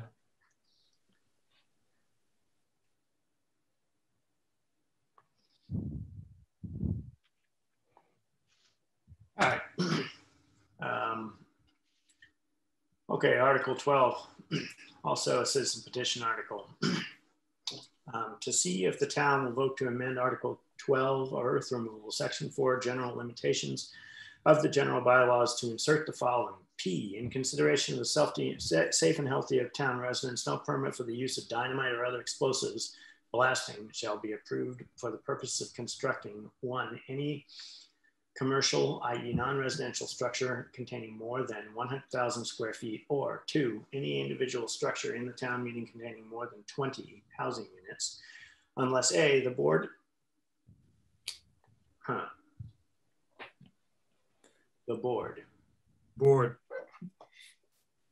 is satisfied that in its specific circumstances, such blasting will conform to the guidelines promulgated by the board for the safe and effective use of blasting for large projects and will be monitored by the fire department for compliance with all applicable safety codes, and B, the board manifests such satisfaction by the affirmative vote of at least 2/3 of its then current members. So I'll make the immediate observation that it can't remain the board. It's going to have to be probably what was intended was the planning board. I think the rest of I think that may be in the existing bylaw that's being amended. Yeah, I thought I looked at that and it said planning board all over the place in there, but I could be wrong. In any case, if it is consistent with the existing law, fine. If it isn't, probably that amendment's going to have to be made. Now, I've always, thought that the earth removal law here was weird in the general bylaws. Seems like it's more zoning bylaw. But in any case, here's my thinking that the vast bulk of this law has planning board speaking to it and adjudicating it in nearly every respect. So I was thinking that we should be taking the advice of the planning board on this one. What other board members thinking about this one? I was thinking the same thing, Eli. Does Eli, do our laws have certain specifications with regard to blasting, or is it really just that it's the planning board's purview? I mean, I haven't looked at that part of the regs here, and I'm just curious if there are specifications. How do they stack up relative to the states? I don't know. Don't believe there are specifications. It's just that the planning board will pass judgment on it one way or the other. Right.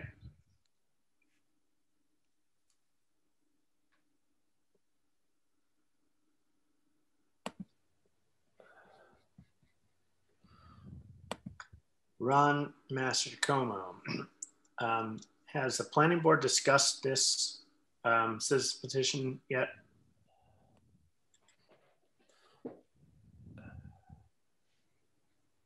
I think I may have caught him unawares. All right, we'll see if he comes back. Yeah, Levi, it's Ron. I wasn't aware that this was an article or a warrant article, so we'll have to review it if it's going into our court. Yeah.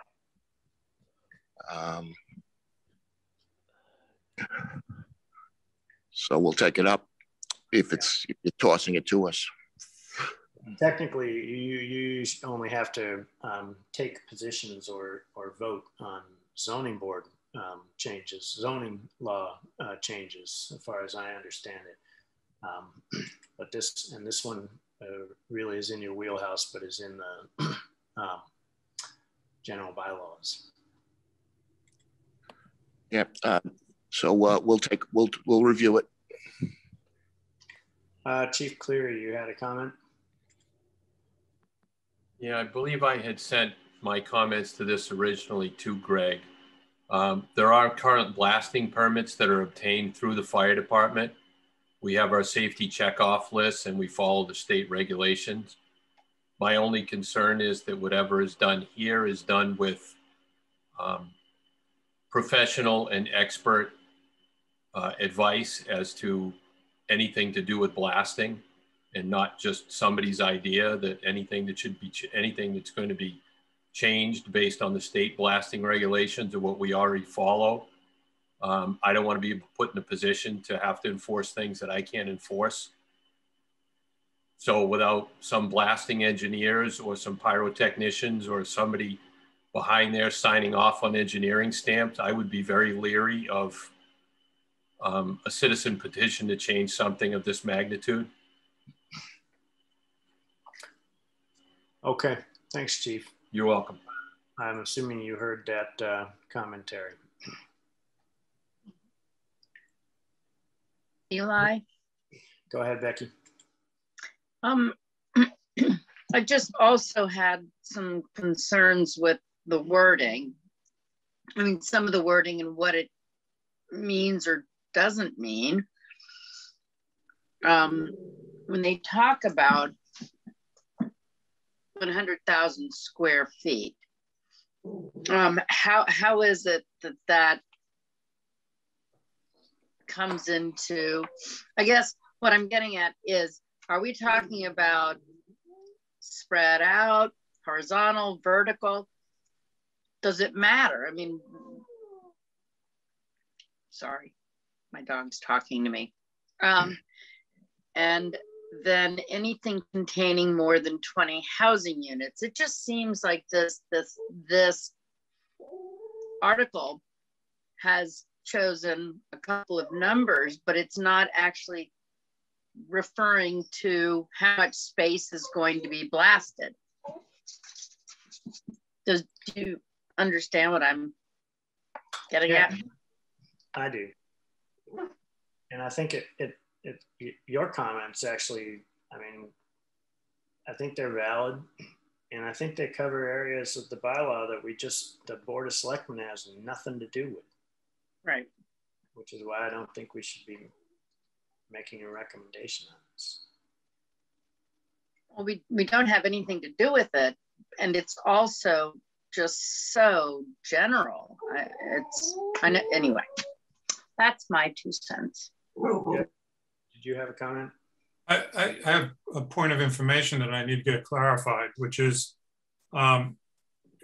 this article, since it involves our general bylaws, something that's reviewable by the town attorney?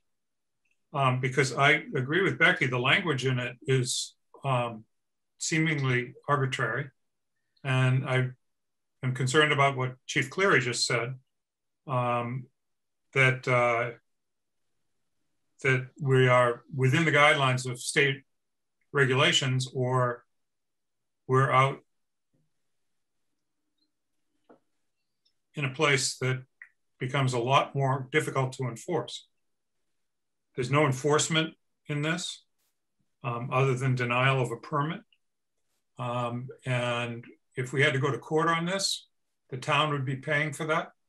I'm concerned about the general issue here of whether these petition articles that are citizen petition articles are reviewable by a town attorney for scope and language. I think they're certainly reviewable. I don't know if we wanted to make any changes to them, they'd have to be proposed as amendments. We can't arbitrarily make them. Is that correct, Alan? Yes, it is. But it's reasonable for us to have our town attorney review them. In fact, I think we'd be deficient if we didn't. I agree with that, because they're going to be reviewed by the Attorney General as well, if we adopt them. Greg, you look pained. No, I was just going to say the same thing that Alan just said, that ultimately this has to be approved by the AG's office. So if they were not deemed, if it was deemed in conflict with other state laws, they will not be approved. Well, but Eli, these are not binding votes. They're just kind of polls. This is binding. Is this binding? 11 is non-binding, but 12 and 13 are. Oh, they are. Okay. Since this is a bylaw change, Alan, what's the percentage of the vote? For general bylaw, simple majority. Okay. And please don't ask me about zoning changes, because that just, the legislature has just thrown that into a complete state of confusion. Yeah. Well, don't have to worry about that this time around. Right. In theory. Okay. That's tumbling down the hill towards the fall. Yes. Yes, it is. Yeah. And did you have any comments so far? I'm getting less and less comfortable. I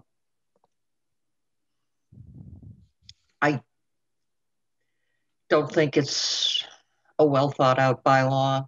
I'm probably happy accepting the advice of the planning board. The other option is we can make our recommendation on town meeting floor, and on town meeting floor make the recommendation to the planning board, or take our own position. I'd like to hear what our lawyer had to say before I decided where I wanted to stand. Yes. All right. Then let's make our recommendation on town meeting floor, and then we can select on town meeting floor either to take a position or to recommend their advice to the planning board. Sound all right?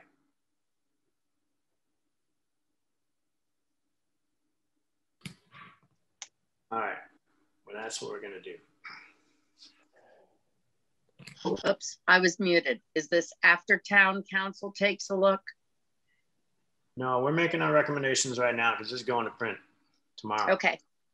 Okay. So we're going to make our recommendation on town meeting floor, and then on town meeting floor based on the input that we get from town council, and in the interim, what happens at the planning board, we'll make the recommendation of either the planning board or we'll take our own position.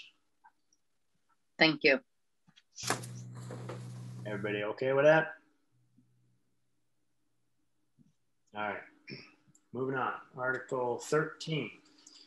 Also binding, also a citizen petition article. And by the way, for any listeners who are out there listening, the citizen petition articles in the annual town meeting, I should have said this before, require for the annual town meeting a vote, require articles to be, the petition articles to be signed by 10 residents.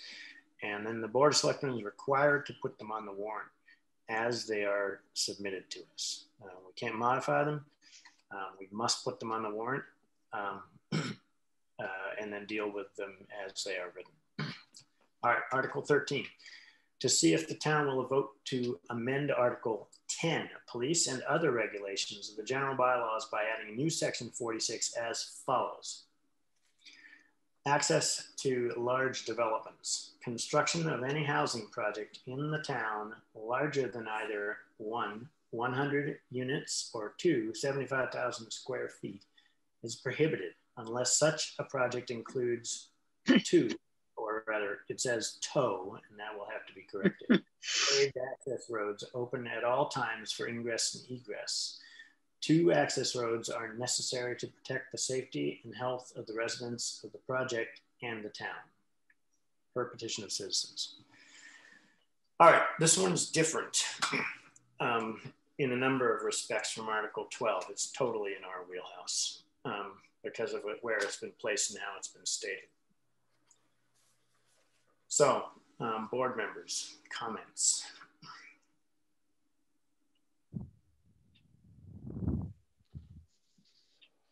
Eli, if I may. Yeah, go ahead, Becky. In general, I am in agreement with this for larger projects. I don't see that we would be doing anything in town on this scale because the ingress and having 2 access roads would make it prohibitive in a lot of areas. But I think it's a good idea to have 2 access roads. Anne.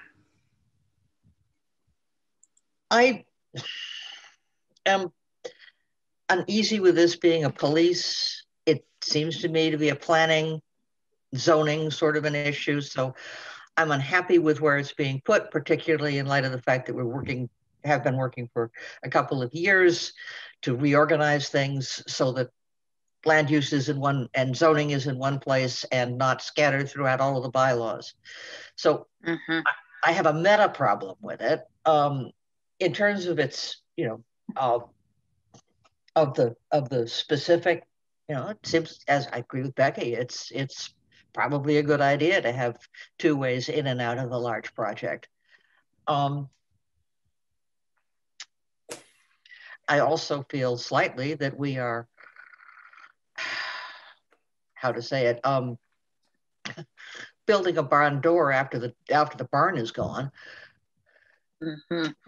In terms of this is applicability with our current situation. So, Don Round.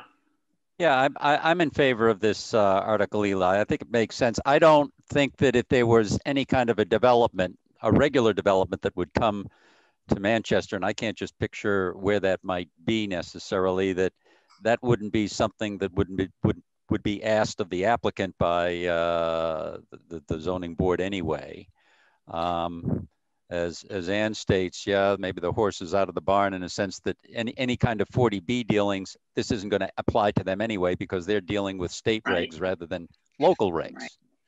So I think this is paying lip service to an issue that, for the very specific issue that this is being addressed, it's probably not applicable, but as a general policy, I think it's a good idea. Jeff.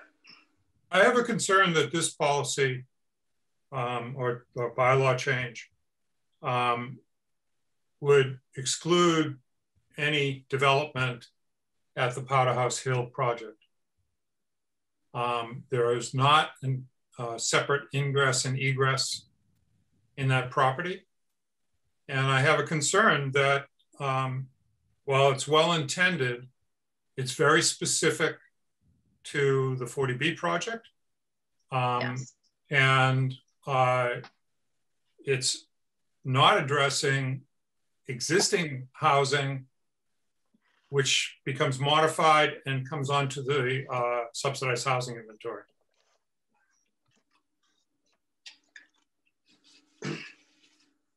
So my position on this is I'm sensitive to the idea of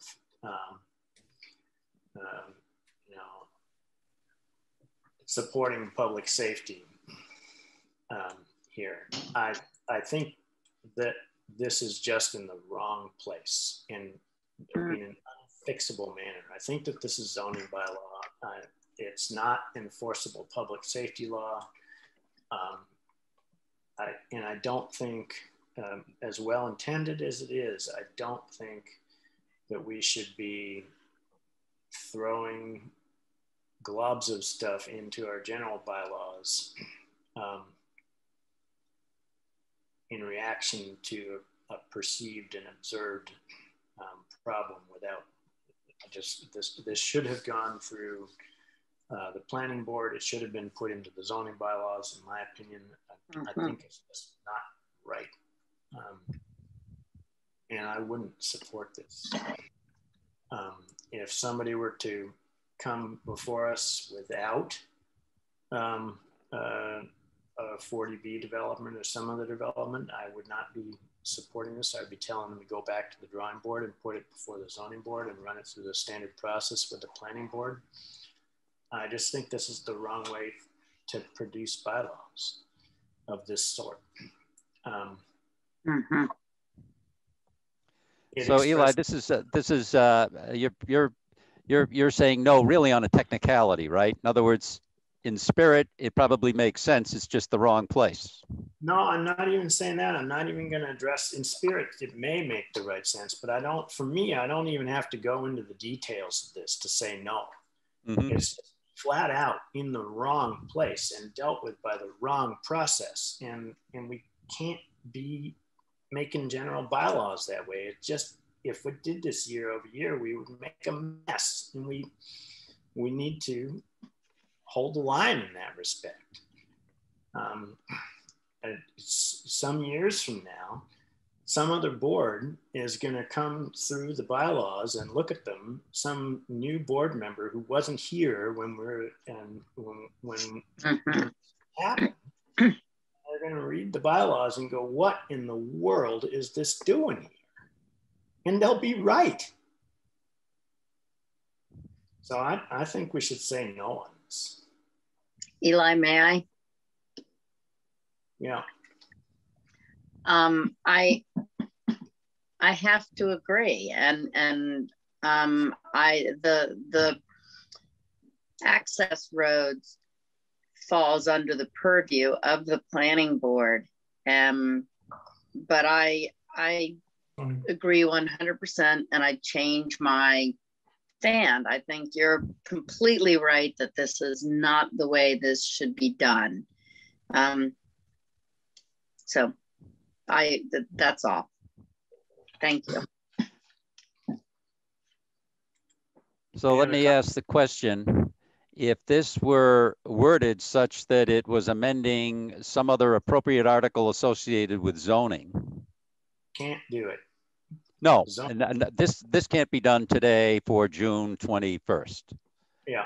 But if it were to come back at a subsequent meeting with the appropriate positioning on the first two lines, but maybe they don't change anything on the main body of the main paragraph, that would make sense.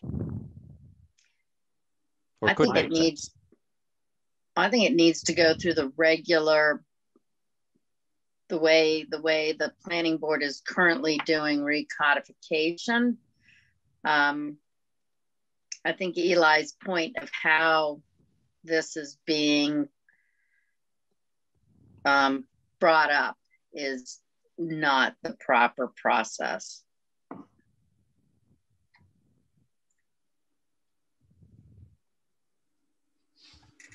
I think the same applies to Article 12.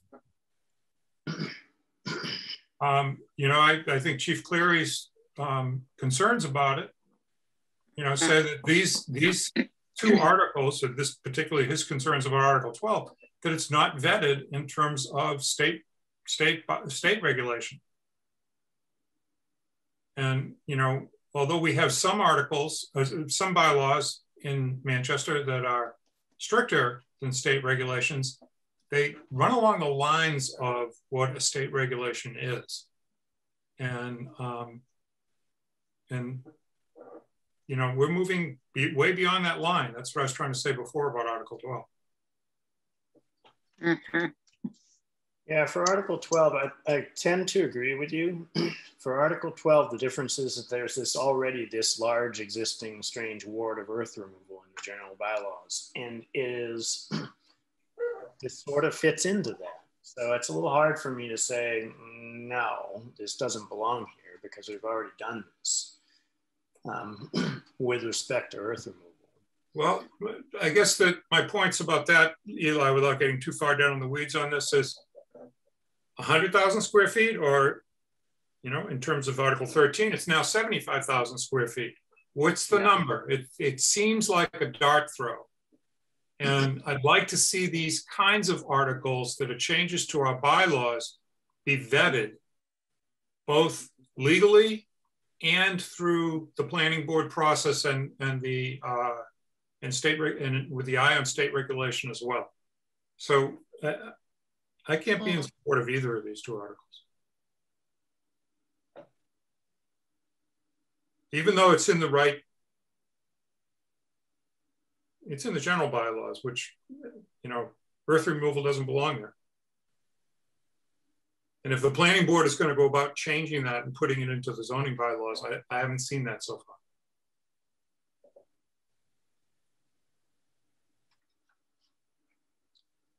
All right.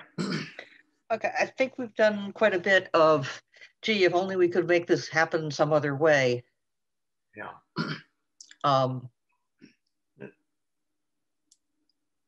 Go ahead, sorry. I think for consistency, I would say we'll make our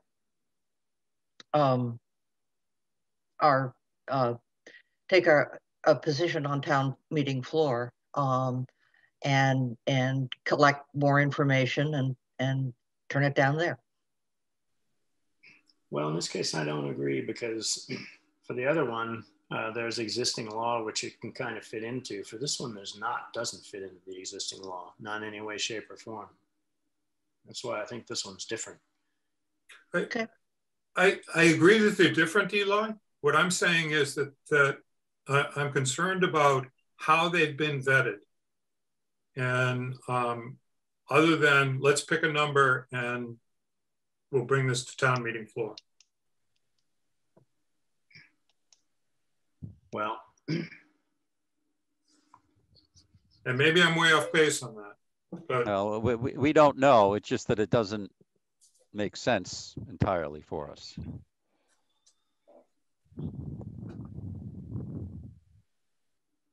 Yeah, no, you got a point. So you're arguing for going back to Article 12 and potentially changing our position on that, right?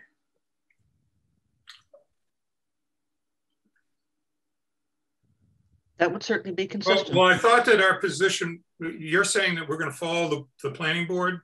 Is that our position currently? Our position on Article 12 that we decided was to take no, or it was to make our recommendation on town meeting floor. Right. And to make that final decision based on what we got back from comments from town council. And then furthermore, based on what we heard from the planning board, to see whether or not we would take the recommendation. Right. Okay. And I can still support that, but you heard my concerns. I'm not going to reiterate. All right. Article 12 is in the right place in terms of, well, it's not only it's Article 12 in the bylaws, and it's also Article 12 in our warrant. But that's the right place in our bylaws, as opposed to Article 13, which is not in the right place.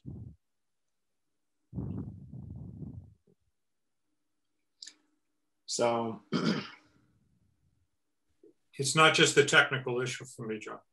Yeah, I understand you, Jeff. Yeah.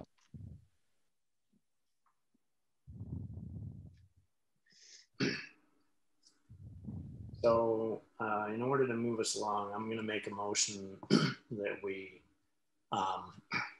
recommend a no vote on Article 13.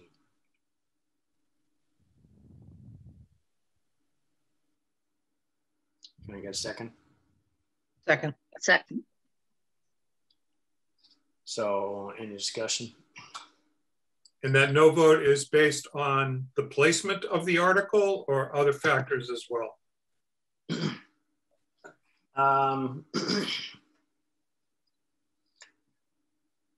A combination of other factors and predominantly the placement of the article. clearly placing something that should have been in the zoning bylaw, that should have gone through the process by which zoning bylaw is modified, and potentially based on lack of vetting. So individually, those other things might not, in my opinion, kill it, but the fact that it's zoning bylaw placed into the police and other regulations is not appropriate. Will you speak to that, Eli? Sure.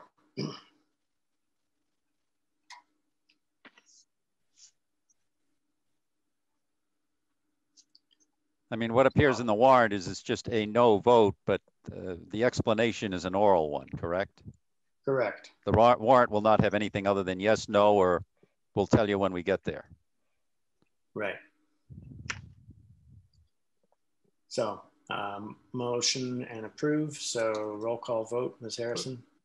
Oh, sorry. One last aspect of discussion.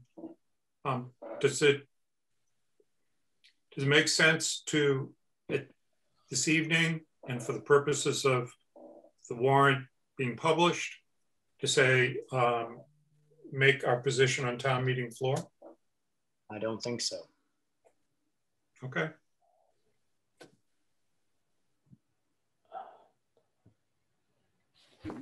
Just, I'm sure you're aware that this will be strongly advocated for by the by SEMA and others. Sure. But if we say we'll make our recommendation on town meeting floor when we've had such a very strong set of opinions here in this meeting, I think that's kind of silly. We're supposed to be leading, and we should be leading. If we've come to this conclusion here, we shouldn't be shying away from signaling that in the motions.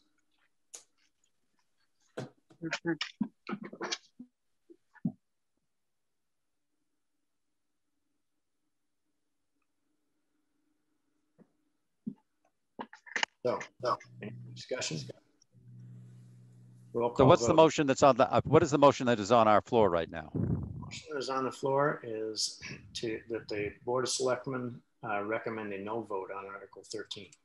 Correct, okay. Roll call vote, Ms. Harrison. Support the motion.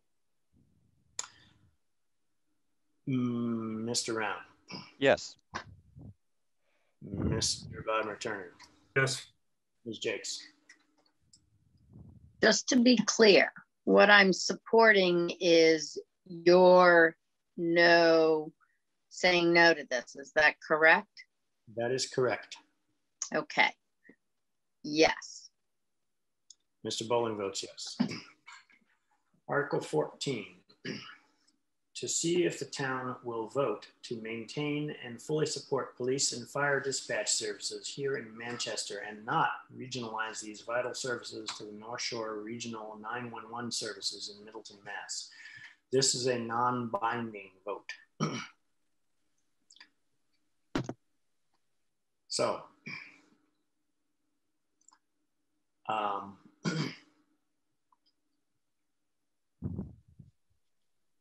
I'll say I don't think we should support this. I think that we have a long process that we need to go through. I think this cuts off the business of gathering input from residents, which we are generally tasked to do. I think this looks to try to force a decision based on a subset, an incomplete picture of information that a minority of people may have presented to the public or would like to present to the public, and that it's incumbent on us to, educate the public and then gather a significant amount of feedback on this decision before we make a decision. So I think that we should say no on this one. Board members. I agree with you. I agree. I think we have to have a process for this based on our own charter. There needs to be public hearings on it, and not just have it come to town meeting vote.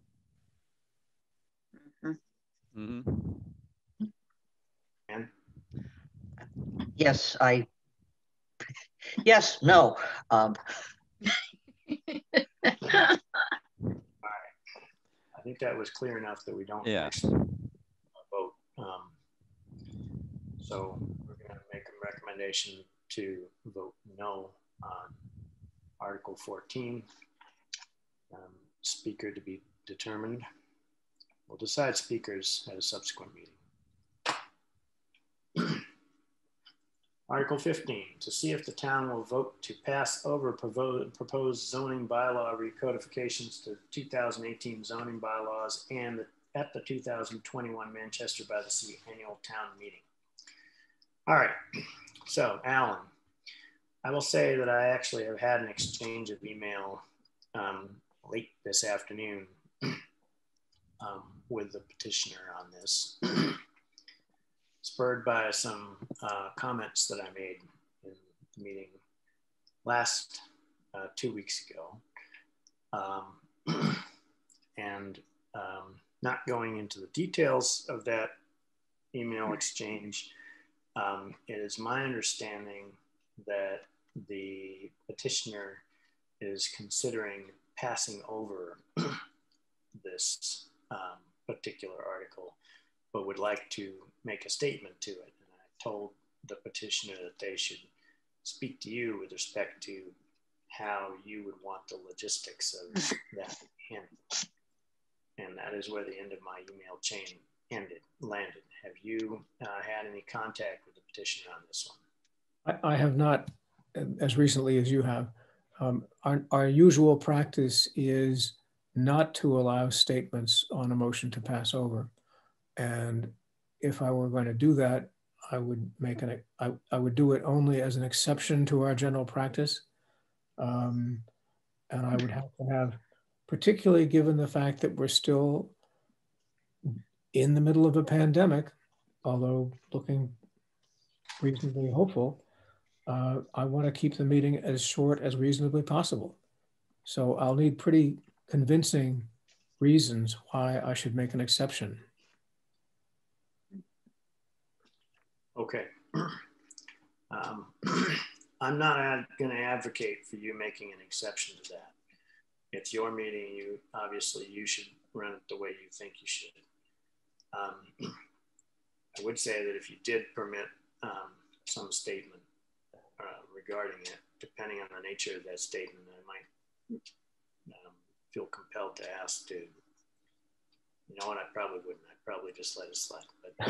But well, or maybe not. I'll wait to hear from the petitioner. All right.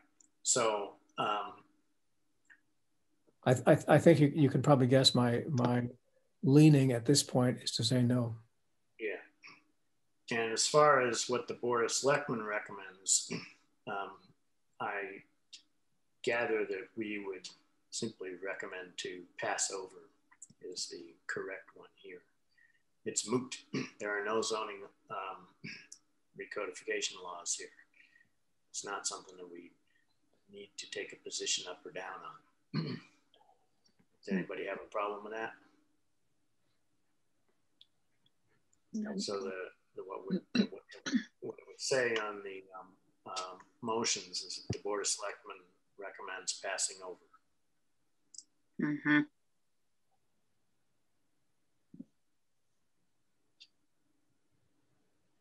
Speak now or forever hold your peace.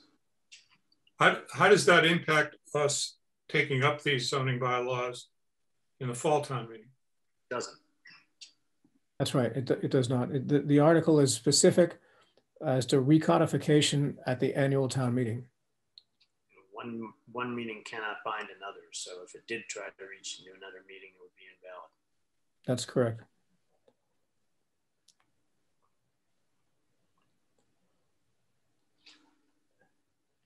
All right, so we're good on that one.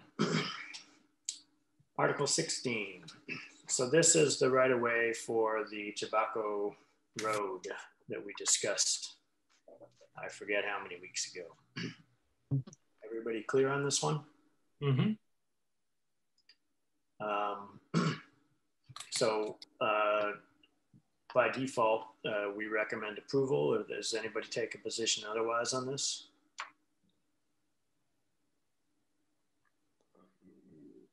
All right, so we're going to recommend approval. We'll decide speaker on it at a later date. Article 17, we always say we make our recommendation on town meeting floor because we don't know until the end of the meeting if any number is going to be put in there.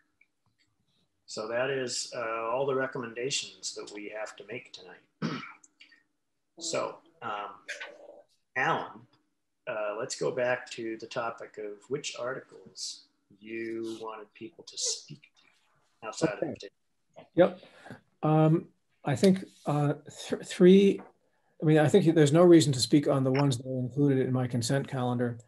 3 is the technical high school. I think that's your option. If someone wanted to speak on it or the board wanted to express an opinion about it, certainly that's fine. 4 and 5, the operating budget and capital budget articles, I think someone should speak to. 6, I think that's probably one for Greg if there are questions about it. It's in the consent calendar, so I don't expect any questions. Let's see, 7 is the school article. I think that's your choice. If you wanted to speak in support of it or comment on it, that's up to you. 11, you've discussed. 12 and 13 you discussed. 14 you discussed. I think you would. I think you would want to speak on all of those once you've made your decision as to your recommendations. Yeah. Yep. And 16, the tobacco woods, I think that's for Greg if there are questions about it.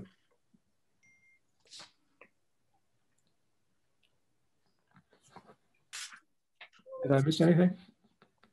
I don't think so. 8 is the CPC. Oh, right. Sorry. Yeah. I think that's your choice again. All right. There's really no need for explanation, but if you want to speak about it, that's certainly fine. Ellen, is Article 6 part of the consent? Yeah. 6 is part of the consent. Okay. Yeah. And I put it there because Greg has revised the original article to include the specifics of the charges that we're paying from the 2020 fiscal year. I don't expect there'll be any questions, but if someone holds it, then I think we'll take it out of the consent calendar and Greg will answer questions. Okay. Hope nobody does that. So the ones where it was really optional about whether or not we speak are 7, which is a school article, and 8. So before we leave here tonight, I would like to get an opinion from board members about whether or not we think we want to speak on either of those articles. And also 3, the technical school. Oh, yeah. North Shore Technical School, we typically try to get a rep. Yeah, Jeff to speak here. Yep. Was it your anticipation that he would speak there? I haven't been in touch with him about it. I will ask him whether he wants to. I think we've usually not had someone speak to it unless there are questions. All right. Board members have any preference about speaking to the VOTEC article? No. All right, let's not, unless there's questions. And then on 7, which is the school article, any board members feel the need to speak to this, or let the district do it? District. In the interest of brevity, let's let the school do it.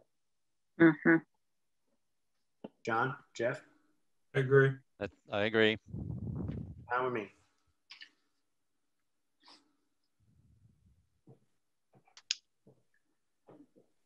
Article 8. CPC.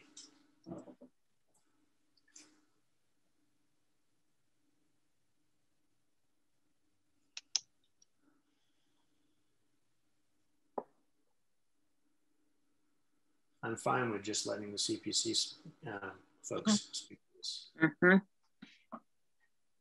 John and Jeff? Same. Yep. I mean, they've taken the time to look at each of these proposals. I think that, yes, they should be. All right. Yep.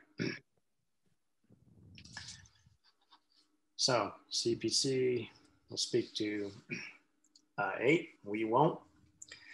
So that's Articles 4 and 5, which are OPEX and CAPEX. We'll pick speakers on those later.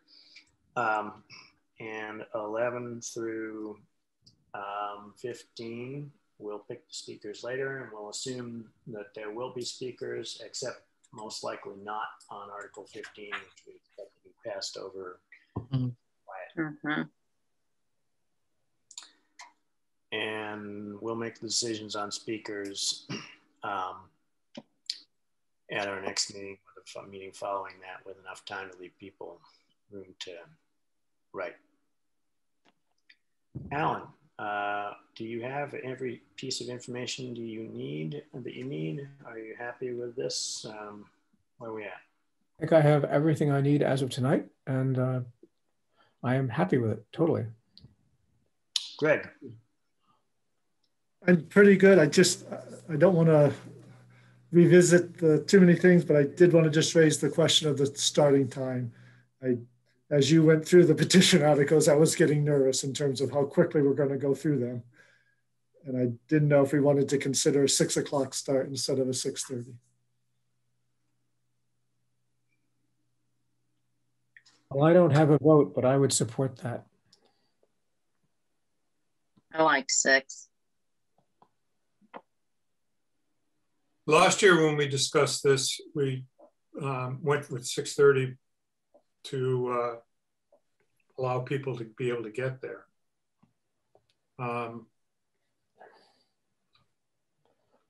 would think that that's even more true this year, where more people are going to be working out of an office this year, or out of a work site this year.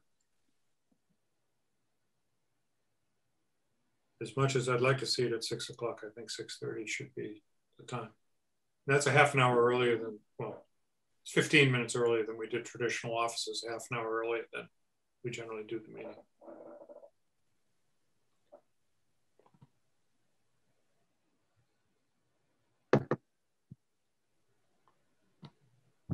Greg, your concern is that you're just looking at the agenda and saying this is going to take longer time?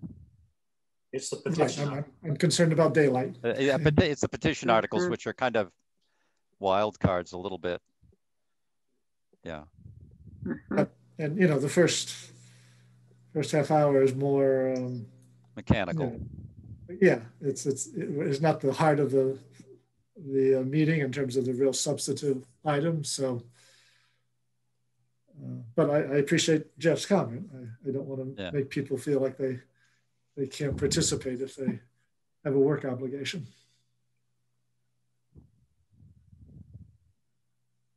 I have mixed feelings. I think Greg's probably right. Those petition articles are going to kick us pretty hard, one way or the other. Quick, some of them might go really long.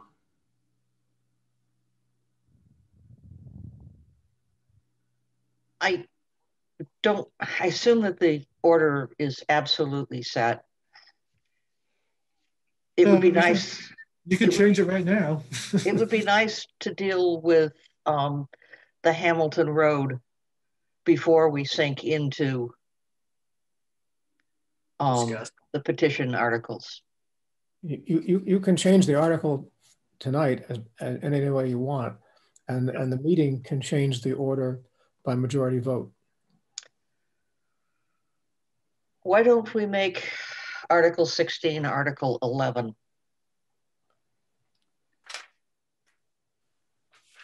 Fine with that. Yeah, I think it's a good idea.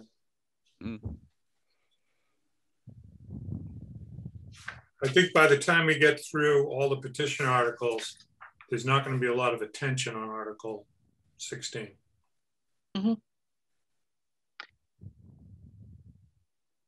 I suspect there may be flight toward the exit by then. It'll be darker and colder. And buggier. And buggier. And maybe foggier. most likely foggier no matter what the meteorology is doing. Yeah. Yeah, I move that we renumber the articles, making number 16 number 11 and increasing the number of each subsequent up until 17, which will remain 17. You got a second for that motion? Second. Second. Any discussion? All in favor, Ms. Harrison? Yes. Mr. Round? Yes. Mr. Bodmer Turner? Yes. Ms. Jakes? Yes. Mr. Bowling votes yes. All right. As to the start time,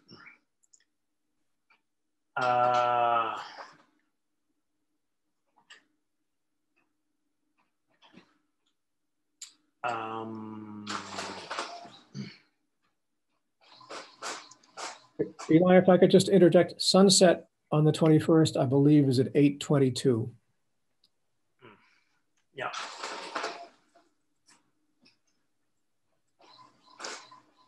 All right, let's do this. Alan, well, no, let's not. I was going to do one. Let's say the crystal ball thing, but let's not do that right now. Jeff, what the observation I was going to make for the consent calendar, which is going to fall first, and the preliminary aspects of the meeting will take a certain amount of time. And the consent calendar includes, I don't want to minimize it, but includes articles that I really kind of suspect that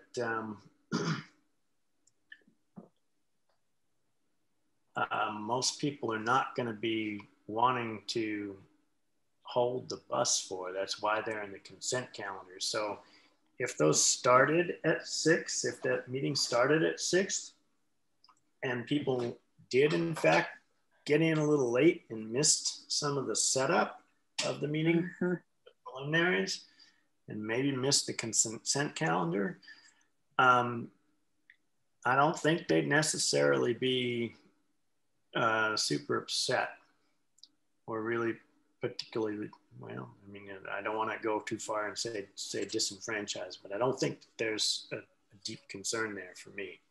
What do you think about that? I think that Alan's comments about how the meeting will run and how we will be addressing issues in this COVID environment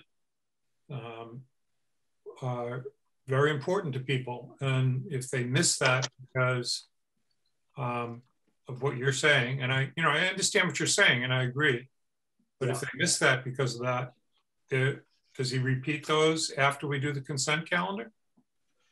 I mean, he's going to do it once and he's going to do it at the beginning of the meeting. Yeah. And even though it's just logistics, they're important logistics to how this particular kind of meeting runs. Yep. That's a very good point, Jeff. And as I respect Alan's ability to get that point across. Well, and as I did last year, most of my opening comments will not be the usual ones that I make. They will be comments on how this meeting is being run differently. Yep. So, all right. That's a good point. Landing. And there is lighting on the field, even though we don't want to go that late. Right. That field lights up. real seriously.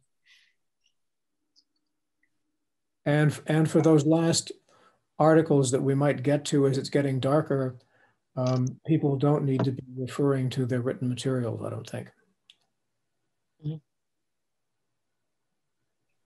Jeff, you changed my mind. Sorry, no. That's okay. I don't like changing your mind. All right, so we stick with 6:30. Is that that's where we're landing, right? Yes. I think so.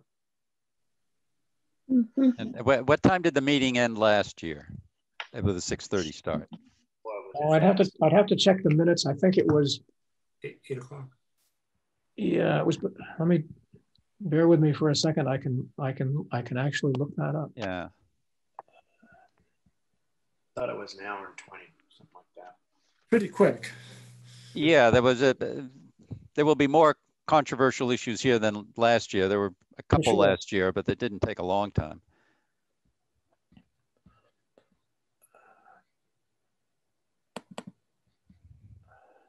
And there was like nothing which took any long time in the meeting last year.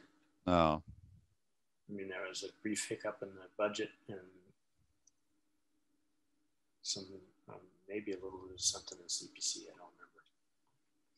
Bear with me for a moment.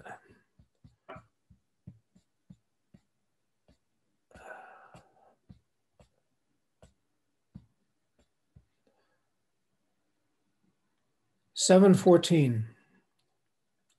Yeah. 7:14?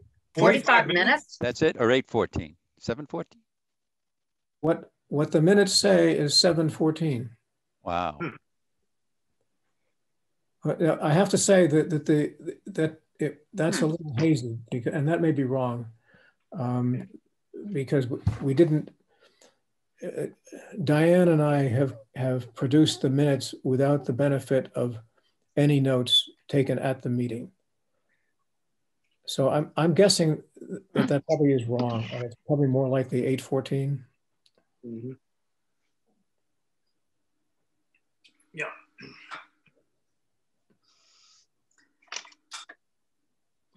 Anyway, we're not going to get that lucky. My recollection is that it wasn't 45 minutes. Yeah, it wasn't that fast. No. Yeah, it was fast, but yeah, not that fast. So I think we'll be given the petition articles, I think we'll be pushing darkness. Oh yeah, I agree.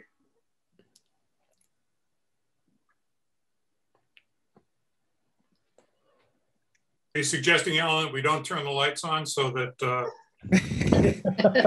people move away? Or we can recommend bringing headlamps. All right. I think we're reaching the point of diminishing returns, so I'm kicking around the time. Mm-hmm. I think we're still at 6:30, right? Yes. Yes. Yep. And just dealing with it. Yep. All right. Any other business we need to cover with respect to budget and warrant before we move on? I'll just mention that the motion for the previous question will be available. Yeah. Well. So Eli, we just need a final vote on the warrant. Oh, that. Alan, we as select board cannot move the question, Kevin. I've never seen it done. That would be in extraordinarily poor taste. Well, not sure that. Well, it'd be up to Alan, right? There is no rule proscribing selectmen from moving the question.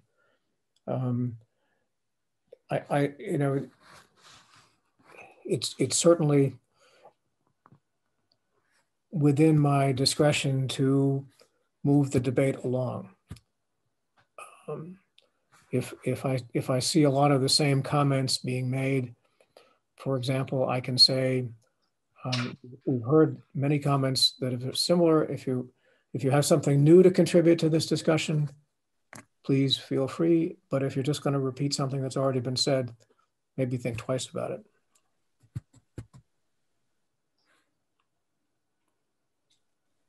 Okay, I like that. We'll see how it goes. Can we have a hand signal? Just kidding. Just kidding. Exactly. Who has the shepherd's hook? Crook. Blink the lights. All right, can I get a motion to approve the annual town meeting warrant as amended by the discussion this evening? So moved. So moved. Second. Any discussion? All in favor, roll call vote. Ms. Harrison. Yes. Mr. Round. Yes. Mr. Bodmer Turner. Yes. Dix. Yes. Mr. Bowling votes yes. All right, Greg, did we put the final period in? Yes, just need you to swing by tomorrow if you could to sign both warrants, and we'll be in good shape. Because they have to go off to the printers, so you really do have to swing by tomorrow. I will be there tomorrow to sign. Yeah. Is tomorrow the day that we go to the front door, or is tomorrow a day that we go to the back door? Back door. Still at the back door. Still at the back door. Okay. All right, Alan, we do still have a couple of other items on the town administrator's report. If you want to stay for those, you may. Otherwise, we really appreciate you coming tonight. Always nice to chat with you. I appreciate your inviting me, and with nothing but respect for Greg, I will not stay for his report. Thank you, Alan. Thank you, Alan. Thank you. My pleasure. Thank you. All right, Greg, back to probably not item 3. No, actually it is item 3. Just a quick update, on staffing. Forward with Gail Hunter, so you're expanding her role and taking on the role of the ZBA and further down the road, the planning board. So we appreciate her willingness to step up to those duties. We will be bringing on board a new assistant town clerk within the week or so, and hope to have that confirmed tomorrow. And we will be advertising soon, putting a new job description together and advertising soon for a grant coordinator and special projects position, as well as getting ready to advertise for Jenny's replacement as our principal assessor. We have a little bit more time on that position. Jenny's retiring in the fall, but want to make sure we have plenty of lead time in finding her replacement. So that's where we are with some staffing updates. I mentioned town hall opening more generally next week from today. And then last item on my list here was the question of a pump track, temporary bike, what do I call them?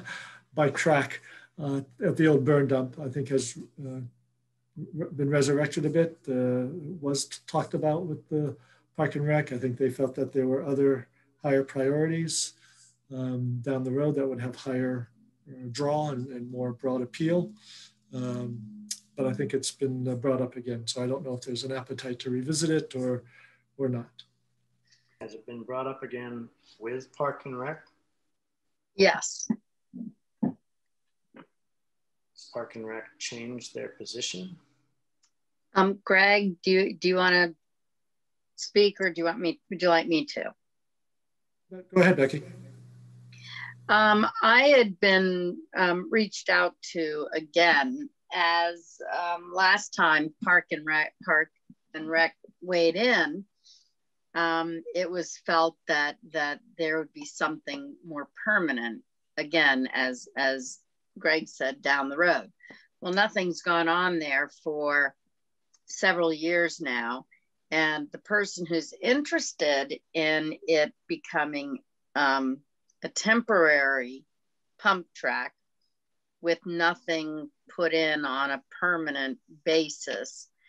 You know, just instead of having it sitting fallow, let some of the local people use it.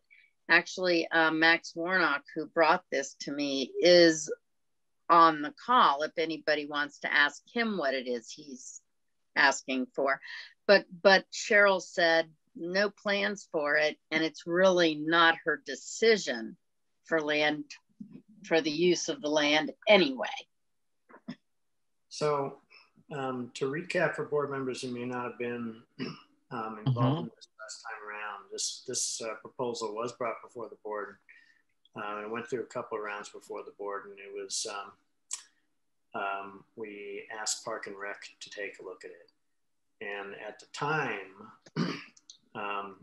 Park and Rec came back with a very hard no on it because they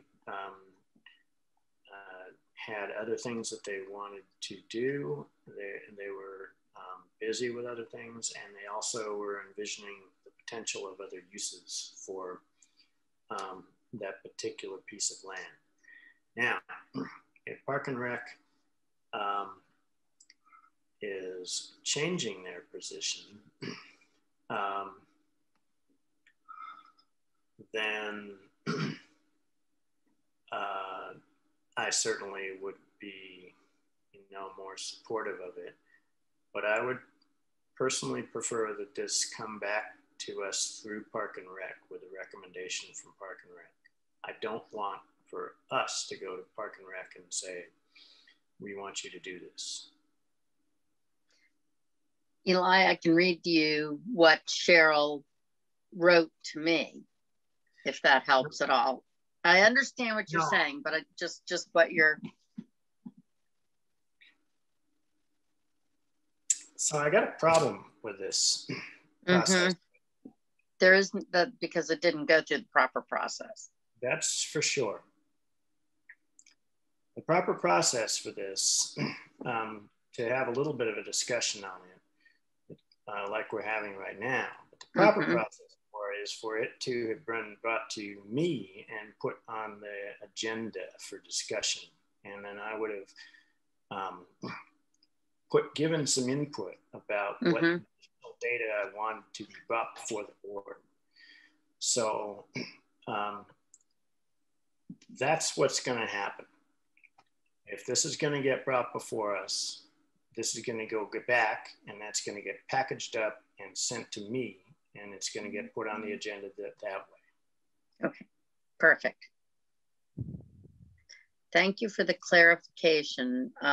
Max has been frustrated by the process, having reached out to a number of people and not heard anything. Granted, we've had some very important things going on. So I understand that. I can sympathize with that, but there was a decision made a while ago. Correct. Yep. There was but just to follow on that, the decision was made for more fields and that doesn't necessarily address the conditions everybody's needs. But it doesn't change the process that should happen a second time around. Correct. So there shouldn't be frustration. There should just be, I have to deal with the process just another time around. I understand that there can be frustration, but we do need to stick to this. I agree. Thank you very much. And I do agree. All right. Greg, anything else? I'm good, Eli, thank you. All right, I have no other matters as may not have been reasonably anticipated by me. Do any other board members have any comments? I will take a motion to adjourn. So moved. Second. Second. Discussion. Roll call vote. Ms. Harrison. Yes. Mr. Round. Yes. Bob Return. Yes. Ms. Jakes. Yes. Mr. Bowling votes yes. All right. Good night, folks. Thanks, Greg. Thank you, Greg. Thank you, Eli. Thank you all very much. Thanks all. Yep. Good night, everybody. Thank you. Yep.